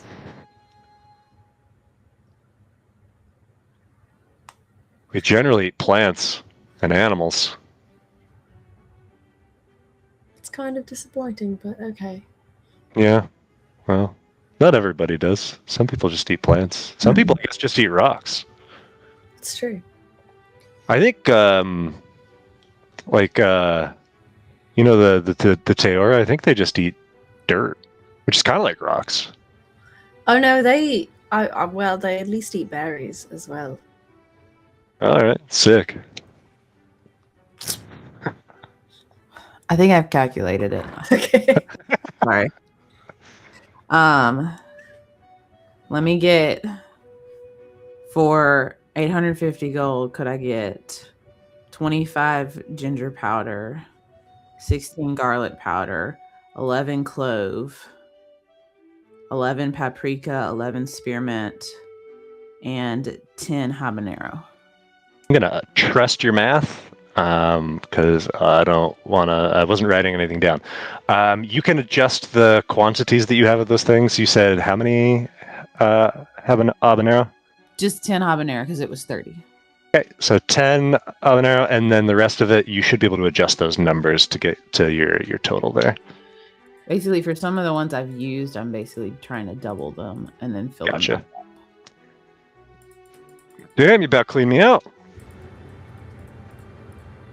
Well, yeah.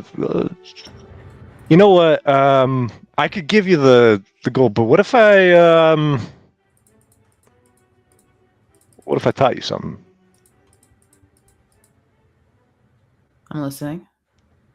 I'm not gonna lie to you. I don't know a lot about cooking, but I do know one thing that a lot of people neglect, and that is every dish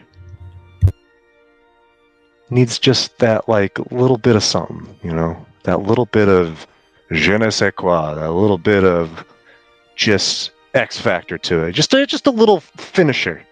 That thing that puts it over the edge of being Yeah, you finish to a really good one. A great one. An amazing one. Yeah. I know what you're talking about. Okay, well, then what if I let me show you what I'm talking about. You got some food on hand? Always. What Okay. you want? Meat, soup, bread. What you looking for? Give me that meat.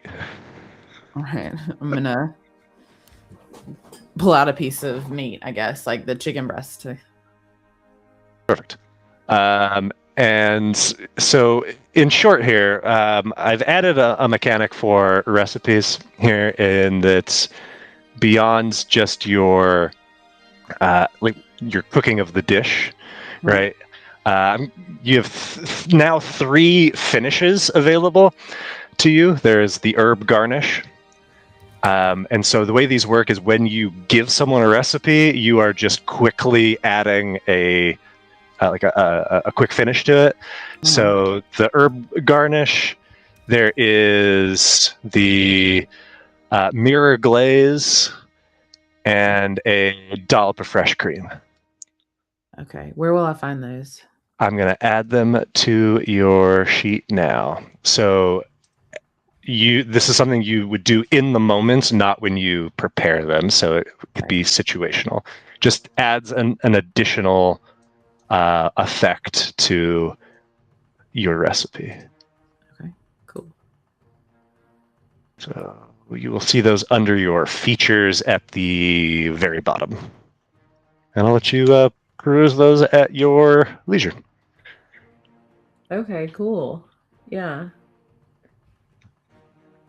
All right, chef boy, what's your name? Where can I find you cooking? Nosh. Nosh is the name. Actually, we're Spice is the game. We're celebrating the success of the party. The group of us, we helped open the bridge back up. We're sticking around for a little while, and then we're going to be heading out. So I'll be around Stonebridge for a little while, but I hail from far from here, and I'll be traveling soon enough, setting out to discover the unknown when it comes to cooking. You cooking tonight? Oh yeah, of course. Okay, where can I come taste my spices in action? Aren't we, Kat? Aren't we gonna be at shoot? It was they asked us all to meet. I actually can't remember. The big where the trial was, right? Isn't that right? Yeah, Scott, is that right? That's Council what we Hall. said. Yeah, we're gonna be back up near the courthouse where the trial was. Okay, weird place to cook, but cool. I mean, I figure it's time for something good to come from Is there. this open invite? Like, oh yeah, I mean, it's Well- of people are gonna be there. I think. I got some thoughts, right? What? On like how to make Stonebridge great again. Then come on down. Sweet. What time? You'll hear the bell. We're gonna start with Bikini Mondays. We all wear bikinis because wouldn't that be fun? Sure did. Thanks. All right, and that's just one of my at least half dozen good ideas. Bikinis. I mean, yeah. Nosh, did just you one. already pay him? Yeah. Yeah. They did. Okay. And then I'm gonna slowly like lead Cat away, kind of away from me. Like, I mean, I didn't pay him exactly, but I paid him. Well, I wouldn't have handed over the spices if you hadn't paid. Figured. Okay. Are you ending your interaction with this guy? Yeah, I was like, thanks, bye, dude. That literally said at the bell. I didn't say anything else of when it was happening, just at a bell. I didn't know. I didn't give him an actual time. But also, like, what if one day everybody just walks on their hands? You know, like we'd get fit. You should try it. I already do. Watch. He starts walking on his hands. As he As starts, we said just so. leave. Yeah. Fair. Bye. Okay. Oh my gosh. All right. And then not far from there, you would find the Starfall Supply and Exchange, where your good buddy Gitteroy is still hanging out. That gnome flood touched. It's been like a day, maybe two, since you saw him last. Don't remember what he sounds like, so he's just going to have... What if I just did my voice? Wouldn't that be something? Boring. Like, Hello, it's me, Gitteroy, your friends. fun news. Oh, there she is. Sorry, Cat had disappeared off the screen for me for a second, so I couldn't open things. But I found it. It's fine. I'm back. What up, what up, what up? Hello, hello. How's that sphere treating you? Cat like hefts the hammer, sort of like spins it around in her hand a little, like, you know. May your it hammer worked be out mighty. really well so far. Big fan. Looks sick. Ooh, kind of gauche though. You're got an empty spot there. Ooh, I know, you know, and that's just what I wanted to talk to you about. let's fill that hole. I'd love for you to. What have you got for me? Okay, well, what do you want? Like, are you looking? Stash is so done with my shit today. I love it. It's Nick too. It's Nick too. Both of you. Yeah. Okay. Well, you looking to just like be a bit better at something, like, you know, stronger, faster, smarter. Ouch. You know, I was wondering, do you have anything to like help me do more? Like use more stuff, handle more equipment? Oh, talking about the one that you were eyeing last time, right? The you know, attunement sphere. Yes. Yeah, I still got it. I had some interested buyers, so I don't want you to think that it's like cold product or anything. It's hot product. I'm sure it's a big draw to a bunch of people who can't use it. Yeah, I mean, the thing is, like, you know, you get these guys, then they're just like all about their gadgets, and they just like really want to go hog wild, but they're like, I want to use 4 or 5 of them at once, and you know, you can do that if you got the attunement sphere, so it's pretty legit. Yeah, no, it's here. It's available. 3K.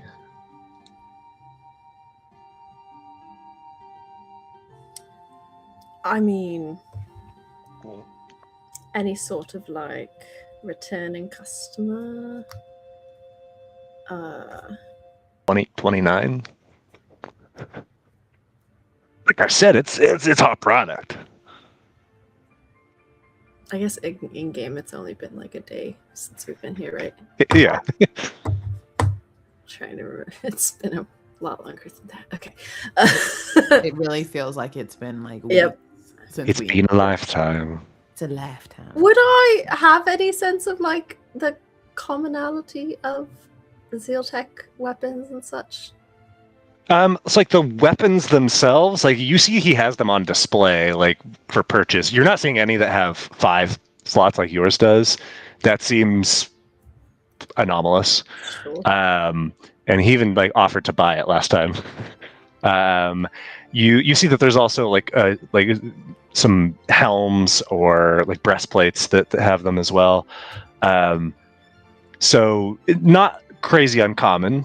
They are expensive, but in terms of the spheres, you know that like they, from what you've gathered, come from people either within or connected to the conservatory, and as such, they kind of charge whatever they want, which is a lot.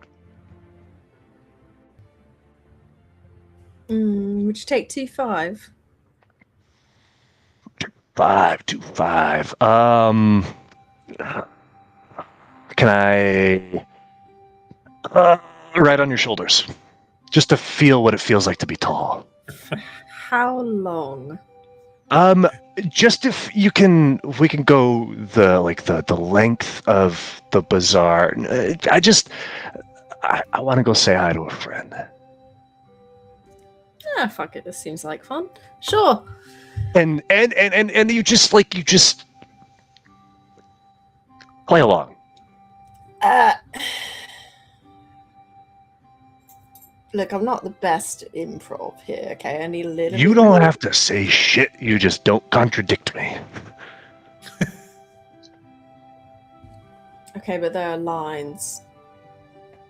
Okay, you look big and strong. You are big and strong. You're my buddy. And Vince needs to be a little scared. Deal. If you say something that, like, pisses me off, the price goes down to 2. Fair enough. All right. I'd reach a hand out to shake. And he shakes and As immediately I starts. take his hand, I pull him up like a circus Oh. performer onto my shoulder. Holy shit! I can see my house from here. And he starts kind of like guiding you. Other hand, before we walk away, I grab the sphere. Yep. Make sure. He leads you to. It's only about 100 yards away, but there is another shop set up. It is like a butcher's, and you see that there is a large, Goliath-esque flood touched there. And he says, "Kick him. Just give him a little kick." What the guy? Right, the guy right there. Vince, you small piece of shit. And And I tap him with my foot. I'm like, "Oh, you." and what follows is a very weird exchange between Gitteroy and Vince as he insists that if he doesn't start showing him the respect that he deserves, that he's going to sick his newfound best friends. What's your name again? Quick, come on. I know you're bad at improv, but come on. Catriona. Catriona, who... Wait, yeah. She fucking killed that one guy. She and her friends are my friends now. So if you don't start showing me the respect that I deserve, then they're going to come be problems for you. Right? I just look incredibly bored as he's saying this. Like, Nosh is not trying to die of laughter over here. Just like hiding his face to the side, not trying to die. over here. And Vince seems to have, I don't know, doesn't seem all that intimidated, but is at least playing along while you guys are here. But from Gilderoy's perspective, that was a wild success.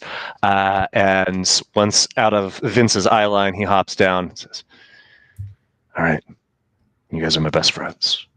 And I say that only half joking. You did a big deal for me today. I'll give it to you for 2.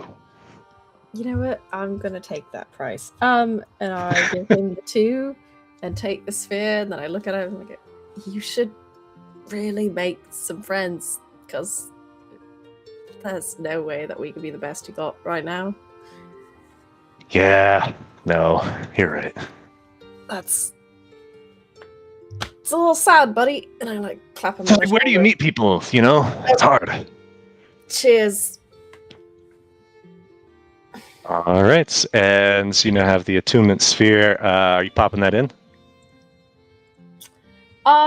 There's anyone can add, but it like takes a check to remove, correct? Correct. Okay, then yes. Boom. Attunement sphere entered. No attunement required for Armistice. Isn't that nice? Amazing. Da, da, da, da. And Nosh, I can- anything that you wanted from here? Okay. I don't know if this is possible, but I kind of wanted to see if I could upgrade my pan. I don't know if he'd be able to make it any more. So, I don't remember if I explained this last time, but in order for like an item to like be able to receive one of these Zealtech spheres, it has to be like created with that purpose. Oh, yeah. So he wouldn't be able to add it to the pan. No. Yeah, I wasn't thinking about Zeal really. I was just thinking about a better something. I don't know. I just didn't know if he had anything that would be like off the wall interesting and type stuff of Zealtech that would relate to some of the equipment that I have, truthfully. I'd probably ask him just to see what he might have. Yeah, I mean, and he's got weaponry and armor. He doesn't have a pan, as that is a very non-traditional weapon. I know, but it's a brilliant weapon. Have you ever smacked somebody in the It is. hand? I can't say that I have, but maybe that's what I should do to Vince. I mean, I'll be on the lookout. I can, like, my supplier, I could talk to them and say, I got people looking for pans. And he's going to say, pans? Like pants? And I'm going to say, no, pans. Like for to cook. All right, hear me out. I know it's a weird thing to fight with, but it does have a handle, much like a sword. Do you have any sort of like grip accoutrement you could put on there? Grip accoutrement? No, that's not really my thing. You just want to wrap it? Do you have it? I can sell you a strip of leather. Might insulate it. I mean, it's worth a shot. But yeah, if your contacts have anything at all that, and it's an odd request, don't get me wrong, I understand, but anything that's industrial cooking ware that could be used in a fight, as odd as it sounds. Odd indeed. Yeah, I mean, they probably could do something bespoke. Sure, give them enough time. If I get confirmation, I mean, we're going to be hanging out every other night, right? Because we're best friends. So I'll just keep you updated. Speaking of which, day after next, that is my sister's birthday. So you guys are there. Right. If we figure out where there's bear down. Sure. Katrina, you've been there before. That was the bear bar. Oh yes, yes! I forgot that was the name of it. Okay, if I can convince the rest of them, Absolutely. I think Quinn would have a great time. Rock on.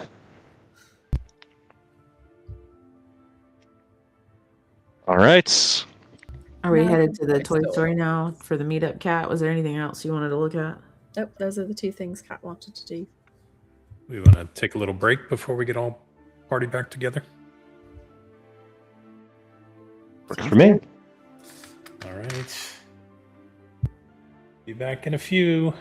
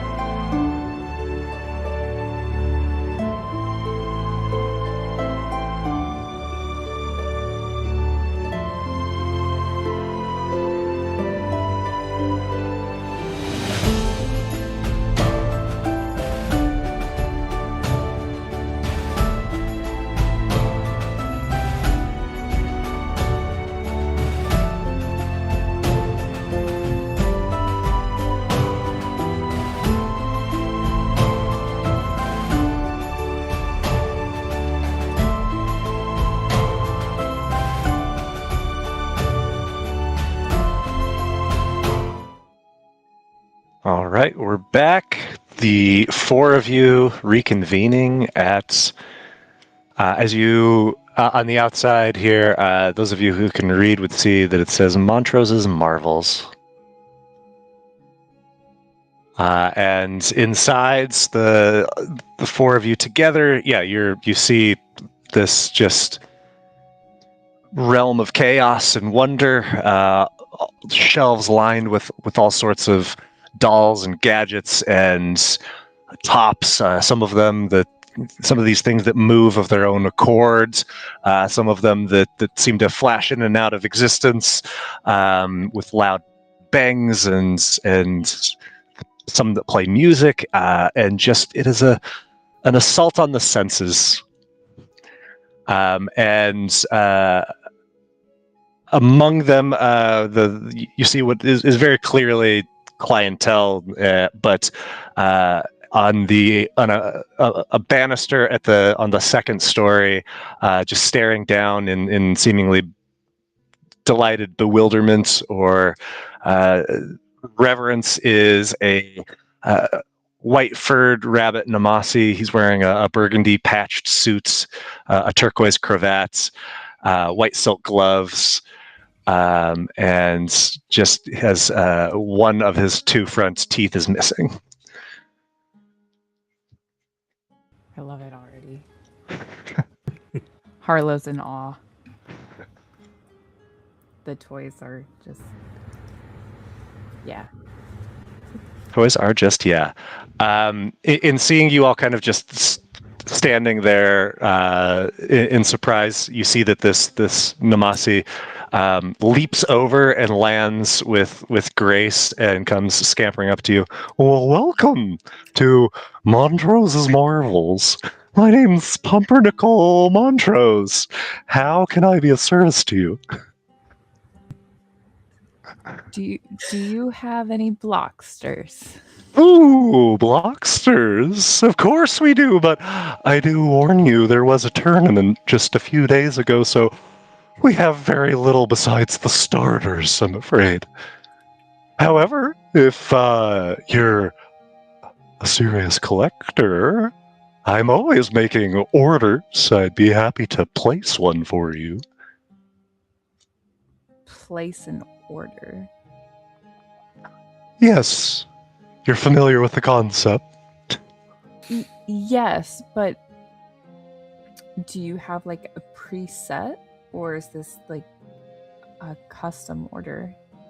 Well, I have a few different suppliers, one of whom is sticks with the tried and true, but I do have a friend who's into experimental blocksters, if that's what you're asking about. I would definitely be asking about that. Okay, well, in that case, I would just need to know a little bit more information on what sort of little blocky friend you're looking for. I'm gonna be quite honest here. Mm-hmm. All of them.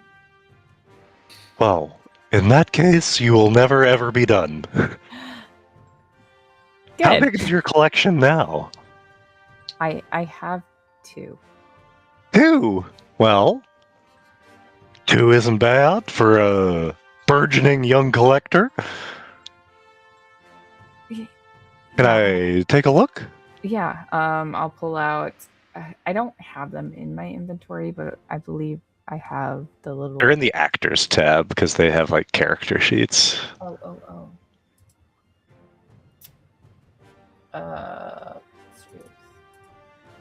I have a taproot and a hex hop. Oh, lovely. Oh, a hex hop. I'm not familiar with this one. Perhaps it's an original. He's really cute. He looks like a little stuffed rabbit. Yeah, I see. Oh, do you paint these yourself, or do you get them pre-painted? Well, these came pre-painted, but do they have ones that you can paint yourself? Of course. And do you have the paints? I do. Could I get a set of paints too? Would you like a set of paints for painting blocksters? Yes, and I would like to look at all the starters that they have as well. So your taproot there, he's an awful common one. Mm-hmm. We do have always in stock Zapperine, Ecaress, and Rubbleback, in addition to your good friend Taproot. But all of our more exotic or less common ones were snagged up in the tournament. But we could put an order for just about anything. So I'm going to be transparent. I don't have a whole list of 150 blocksters, but this is a chance for you. If you have an idea for, even if it's just like I want it to be a watery chipmunk inspired thing, we can make that happen. Okay. How much are the starters? Oh, the starters, they're inexpensive. They're for children and adults. Mostly adults, really, now that I come to think of it. But they're 5 gold apiece. Okay, and then how much are the exotics? Well, are you talking like the customs or just the rare ones? Well, some of them, I mean, I've seen or heard rather people sell them for as much as 100,000. Okay. But those are like in mint condition, one of one. How much are the customs? The customs, well, with my supplier, if we're doing just one at a time, they generally is a little bit more expensive. But if you make a bulk order, then they generally knock a bit off. But a custom would cost you 50 gold pieces. Okay. Let's see here. Could I order 20 customs and then all of the starters that you have in addition to paints? Certainly could. Maybe 30 customs would be more reasonable. Why not 40? I look at Quinn, I'm like, should we stop? I thought you guys were going to make fun of me for buying all these hats. 40 does sound like a better number. What is happening? I agree. So, you're just gonna send me a list. Yes. Okay. Marvelous. I would send it to you in your brain, but that probably would be too long. So I'll have to come by in the morning with a list. Okay. Well, I do want to specify something. If you ever plan on entering a tournament, an Mhm. official tournament, some of them allow customs and some of them don't. Okay. Some of them have to pass an inspection before they're permitted. Well, question for you. Would the person who takes these custom orders be willing to make custom blocksters that look like common blocksters but have custom abilities Ooh. that would pass inspection as custom or as starters? You're talking about a fraudster. No. No, you're not the first to have this idea, friend. Okay. And I just gotta say, as I'm a man of integrity and a collector myself, I think it's an excellent idea. But would they be willing to do something like that? For a surcharge. Fun. Love it. Okay. I'm gonna look at the other toys. While Nice. Harlow is looking at the other toys, can I go talk to the guy with the custom locksters? Oh, so the person making is not Yes, here, but yeah. The one we're ordering from. Yeah. Can I add one to that order for her? I'll pay for it, but Certainly. okay. Okay, so I So, can't like. Is it a write- surprise? Yes. Should we whisper? Okay. I take it back. I didn't like that at all. Okay. And I'll just like step slightly farther away from Harlow. I didn't fully think this through because I can't write you a note about what I want. But Well, I can write it down. I can remember one. we'll whisper to you with this note of what I want. Okay. But I'll come up with the detail for it later. But Katrina would like to commission a blockster that is the owl that was Gray's familiar. I like it. Nice. And she Love wants to buy that for Harlow.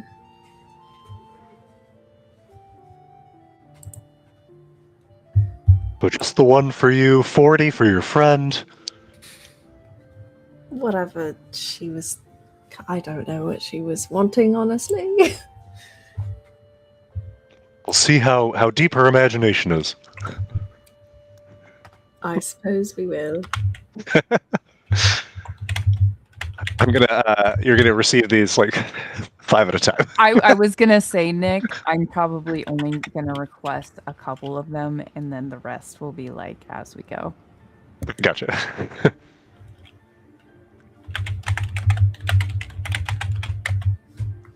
So when Quinn first got to the shop and saw Nosh, he goes over to Nosh and says, Nosh, look what I found. Quinn. Found And, something? hands over the book that he got at the scroll shop. Oh my gosh. Right. No way. Oh, I can't wait to read this. There might be something useful in here. It's really written as like a mythology, so it's probably a bit of tall tale, but maybe there's something useful. There's got to be something. I mean, there's going to be some nugget of truth within here somewhere. I'll thank you, Gwen, truly for picking this up. I really appreciate it. What do I? Oh, wait. And I got you this too. Close your eyes. Okay. Okay, and turn around. Okay. Okay, and then from the behind Nosh, he puts this crazy Quaker-looking hat on Nosh's head. Says, okay. Turn around. Let And me you see see first. Nosh's ears just kind of go like this as the hat sits on him, and he's like, what did you just put on my head? All right, you can look now. I don't know what you're looking at. Is there anything reflective around here? You have a spoon? Look in the spoon. I had hold on, and I'm just gonna like draw my knife and like angle it. Just to see, there's a hat on my head. Quinn, what is this? Hat? Yeah, but it's a special hat. You can put food up there, Really? and it'll keep it fresh. Really? Huh. Yeah. That might work. Awesome. Okay, so I got this mask, and then he's gonna whip out this bird-like mask and show Quinn. I got this mask that is really pretty powerful, all things considered. This hat with this mask probably gonna look really weird. Hold on, how do I look? And again, like Nosh puts the mask on and then affixes the hat and just like tilts and looks up at Quinn and says, "How do I look?" You look okay. That bad, huh? Yeah, well, I'm gonna keep it close. I'm probably not gonna wear it all the time, but yes, thank you. This is gonna work great. You're welcome. Appreciate it. Oh, I got this other thing. I'm not sure if you could use it. I don't really know what to use for it. Maybe you can help. It's this scarf, and Nosh is gonna hold up the weird looking scarf. It's really pretty scarf, actually. It's a nice bright green. You can tell its secrets. Okay. And like, if what does you it don't do with that? Well, it keeps it so that nothing can pry the secret from you. You can only willingly give the secret. Like, you could tell anybody you want, the secret's still yours, but it will never share it with anyone, and you will never be forced to share it. Does that make sense? Yeah.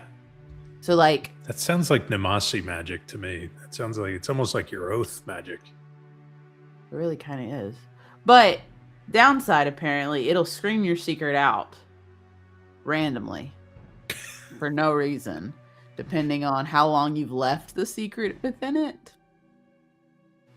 Okay. Yeah. Interesting.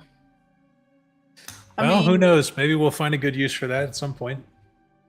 I was gonna tell it some stupid crap and then like let it scream it out just to screw with people. I don't know. It's saying, Dion is stupid or something. like who while you I'm have a walking crush next to on? My brother might be funny. What? Like you're gonna tell it who you have a crush on? Maybe. Yeah, I don't know. Something silly was my first thought, like a silly secret, but it seemed like it could be worth something, If you want something hidden and you don't want people to know about it, it might be worth having. Cool. Just think about it. I'll keep Yeah. it with me, and if you can think of something good for it, it'd be nice to use it. Maybe I'll tie it around my hat. I wonder what it would do in combination with my hat. And Nosh starts like taking off his hat, looking at the scarf, tying it around it, and starts playing with it. Standing there, waiting for Kat and Harlow to finish shopping for. Otherwise, Quinn is just kind of meandering about, looking around. He's got detect magic up, so There's a lot of minor magic. Simple enchantments of like minor animation, and the like. You would get one ping that is a little stronger than the rest, and that is coming from the checkout counter from what just appears to be like maybe like a shelf out of sight underneath it, or some sort of storage. all right. I'll wait my turn after Ketron is done speaking with the shopkeeper, and then inquire.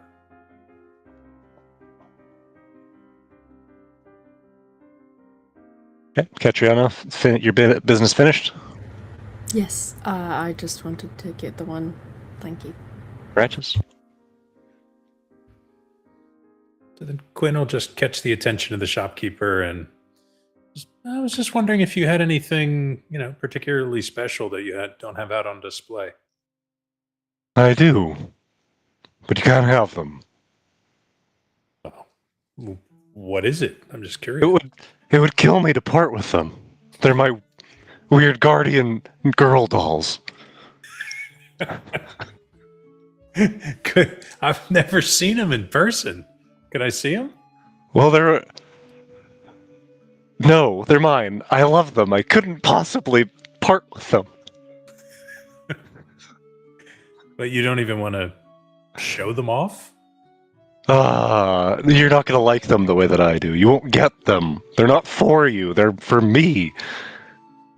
I'd love to at least see them. Fine. But they're not for sale. I mean, they are, but I don't want them to be.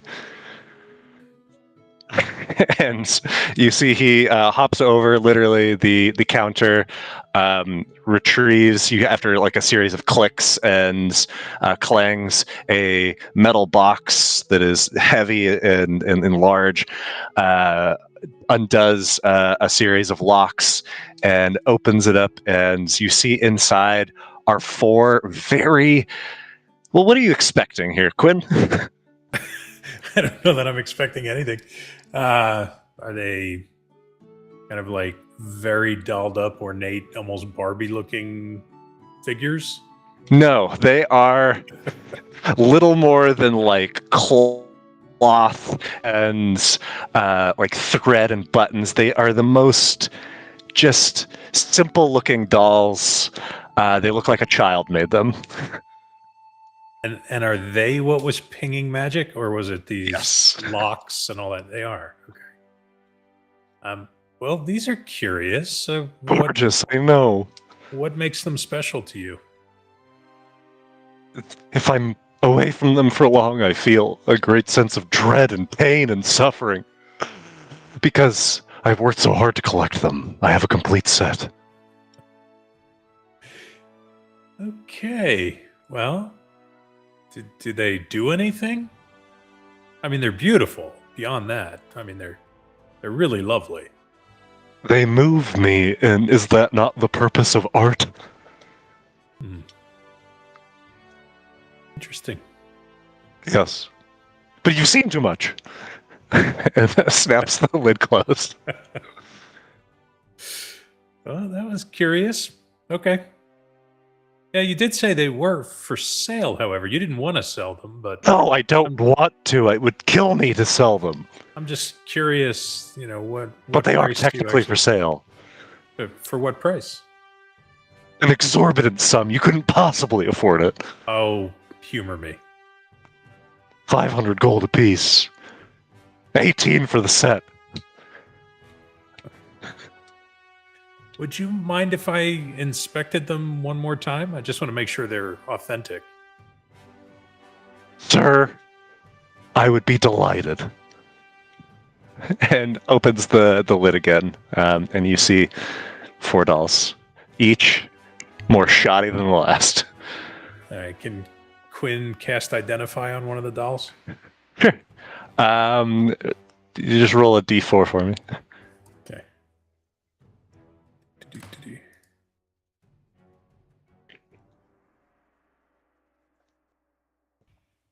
4. Okay. 4. This is Pauline, the patchwork Jinx doll, and she is cursed. The curse is a minor curse, but I'll tell you what the magic effect of it is. It's Twist of Poor Fortune. Once per long rest, when you make a d20 test, you can squeeze the doll to impose a 1d4 penalty on your roll. If you then fail that roll because of the penalty, you gain heroic inspiration. And the curse of this doll is that you sometimes hear a soft giggle from the doll's direction when you fail a d20 test, and you are unwilling to part with the doll while cursed. And it lasts until removed by magic. All right. Well, with that, Quinn sort of puts the doll down and backs away slowly. But is very interesting. It's quite a collection that you've got there, but I think it's not for me. Understandable. And like I said, I desperately do not want to sell them. So I appreciate you understanding.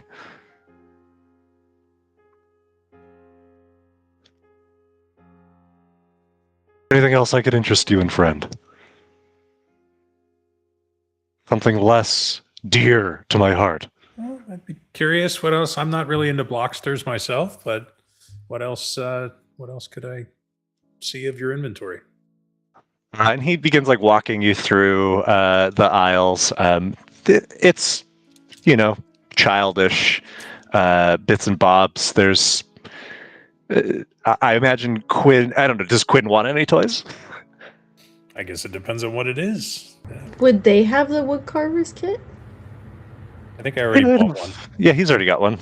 It was. I think they sell them for like 1 gold, so it's cheap. Please tell me they have a magician's kit. They would definitely have a magician's kit. I don't have any other like specifically prepared toys, but if you have something with like a silly little feature to it that you we can make that happen. I'm intrigued by these dolls, I have to say. Can I get clear? I have a question about the dolls. Do you have to like squeeze them? Like, is that mandatory as part of their curse? Like, you have to use them, or can he just buy them and not use them? Just out of curiosity. If you buy them and use its feature, you become cursed by it. Okay, it's automatic. But if you just buy them and keep them but don't use them, then you just have these dolls that are cursed that you could be cursed by. You could give someone a cursed doll if you wanted. I just wanted clarification. That's all. Cool. Don't buy the damn dolls. I don't know. I like a little chaos in the game. I would like to buy the dolls. So I kind of meander over to the rest of the party and just by way of, relaying what an interesting set of, strange items, I just tell the rest of the group about the dolls, okay, including the one that I identified. So everybody's got equal knowledge now. Okay. Could you figure out what the rest of them do? With enough time, sure. Yeah, it takes me a few minutes to really get a good sense of the magic of these items, but They are a complete collection. it's true. I'm gonna go to Would- the shopkeep. Pumpernickel. Yeah. Here's my 2,000 gold for my 40 blocksters. Oh, marvelous. And I'll get that And with I see you have a list. Yeah. And I would also like the dolls. What dolls? The complete collection. I couldn't possibly. It's happening. That's the most threatening negotiation I've ever heard. That was brilliant. I love that. Or intimidation or persuasion. Yes. That was perfect. Yes. They can give you these dolls now. I'm on board. Can I roll intimidation with strength, please? Can I Yes. help her? Wait, can I help her intimidate him?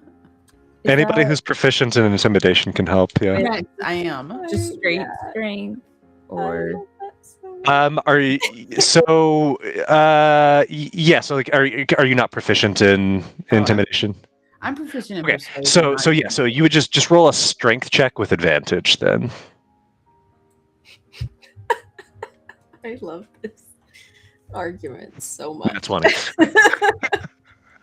Says, I say this with absolute sincerity. You will have to pry them from my hands, but please do. You didn't say dead hands, so okay. And you see he has like just this death grip on the box. No, you can't. Please don't. I will very forcefully remove the box from his hands. No, please, gods, no. And you're able to remove the box. And you can see like his ear and eye are both twitching. It's gone. And for what? Gold? Haven't I enough of it? Well, now you do. Now I do. Just be. Promise you'll never split them. I won't. Promise you'll love them. And promise you won't believe what they tell you. I have a lot of voices in my head. It's Seriously. What are they going to tell us? Lies, half-truths, okay. What have secrets. you done to them? Nothing. But love them. Protect them. Squeeze them. Brush their hair. Well, Fifi likes to be poked, so, you know.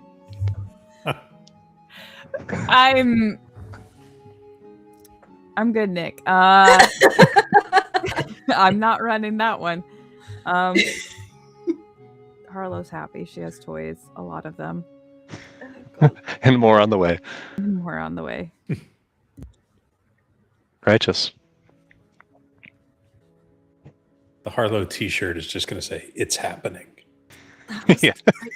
That was great. I like to think Kat wasn't really paying attention to what Harlow was doing, and then just heard Harlow say something threatening sounding, and just turned around with her like, "Yep, what's going on?" Hey, Harlow didn't get to be a kid, all right? It's true. No, Very true. it's fair. So, I know you haven't taken the time to identify them, but I will drop the dolls. This is Fifi, the Fate Lock puppet. Oh god.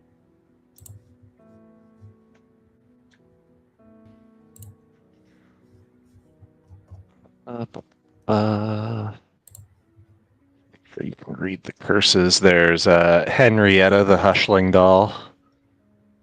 Of course, we all know about Pauline, the patchwork Jinx doll.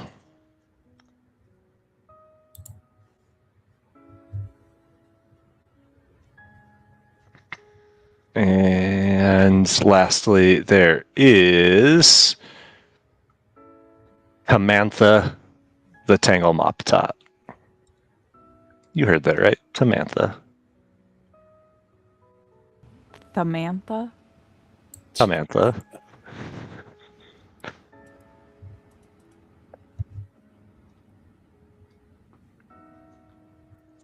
Is this back to Nick gaslighting us that he doesn't have a lisp?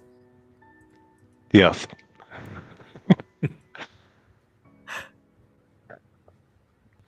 Oh, man. I'm so excited. Glad to hear it. I am not terribly thrilled to find out what's wrong with these dolls, All little things. but I love them. Not as much as Harlow.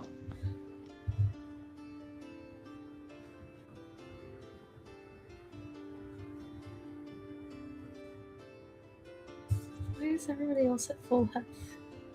Why am I not?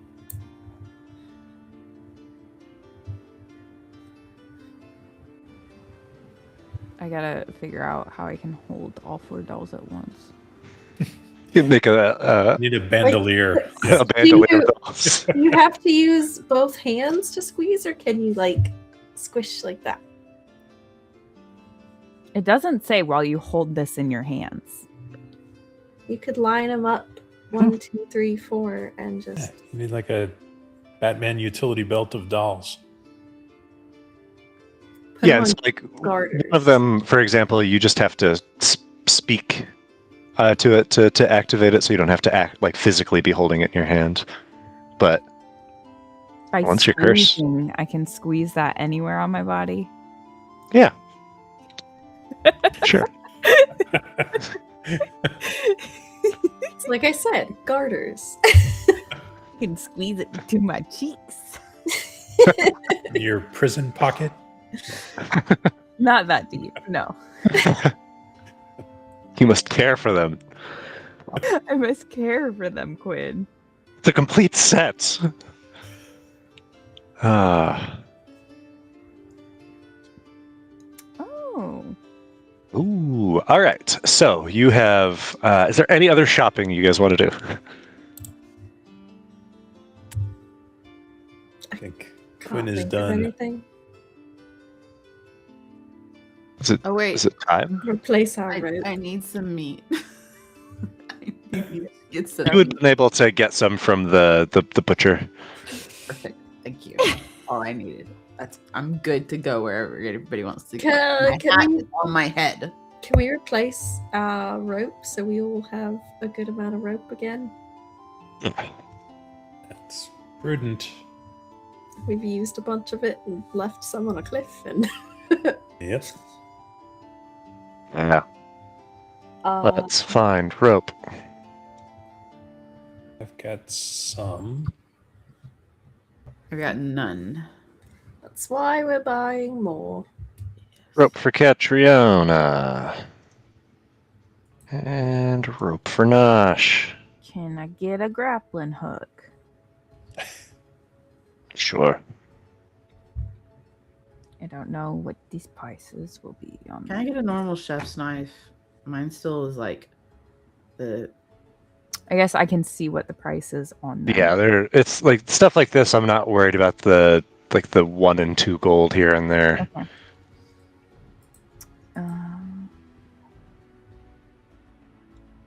Let's see. A regular chef's knife. Yeah, mine's got the ginger powder chef's knife. It oh, never yeah. went back and converted to the other one, so I can't really. Gotcha. Hello. Why did it not change that? Oh, it's good. Okay. Can I get some oil and ball bearings? Ooh, oil would be good. What might you be doing with those? None of your business. Yeah, I'm gonna fucking regret it, but Can actually oil would be awesome. Can we buy a good amount of that? Kat, why are you so interested that Harlow's buying oil? Oh no, I just like flammable things. It's fine. Okay. I'm trying to think what else, because that's not based on my year.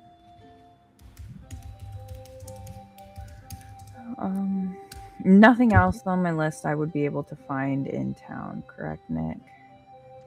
well, I don't know the list you sent me. Yes.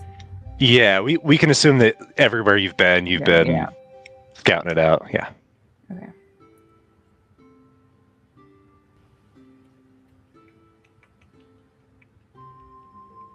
Okay.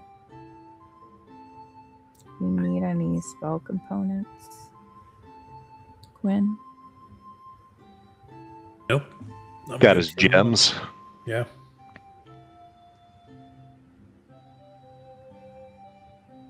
What time of day is it, Nick? It is by this point, like it is evening time.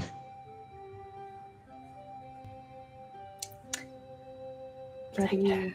Can I Oh my gosh, Nick. Sure. Can you get a what? crowbar? You want a crow too while we're at it? Yeah. Always. Sorry, no crows for sale. Oh, Tease. Is there a pet shop in town? oh god damn. There can be next time. Is there a dentist in town? Wait, that's a great There's a question. barber. Orthodontia, perhaps? Do they have a pile of teeth near their garbage pail that we like out back Raw. that they were getting rid Raw of? that we flares could get up. for raw.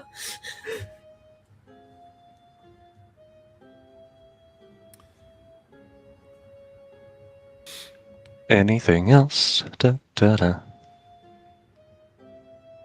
Nope. Now, correct me if I'm wrong. Did you say that you were going to meet at the Grove first before the council, or I vice don't know versa? that we were really prescriptive about it. I think if it's evening and we expect that people are going to start to muster at the council, then that's probably where we would head first. All right. So, given the time, we can certainly keep playing. We can also call it here and pick up at the council next time. I'll leave that in your capable hands. That feels fair. That sounds good. We are stocked, locked, and loaded here. Yeah. How Successful. much gold did you guys end up spending? Oof. 10 grand. I honestly don't think I spent as much as I could have. I feel like I almost should have bought more. I spent over 7. Spells are expensive. And now I have to scribe them. That'll be another 1200. I'm tempted to go back and get some potions, truthfully. I spent like 4 in the toy shop, and that's it.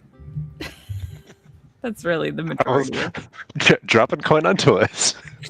I mean, Which, I mean, that's what I would have done when I was 8 if I got an insane amount of money. Is there a candy shop around? Absolutely. I think I spent under 3,000. I mean, there's no shops that have like yummy, tasty souls. So, what else Yeah. can I buy? It's true. You're the only game in town, Harlow. We have to generate those ourselves. Well, I guess I have a party of them.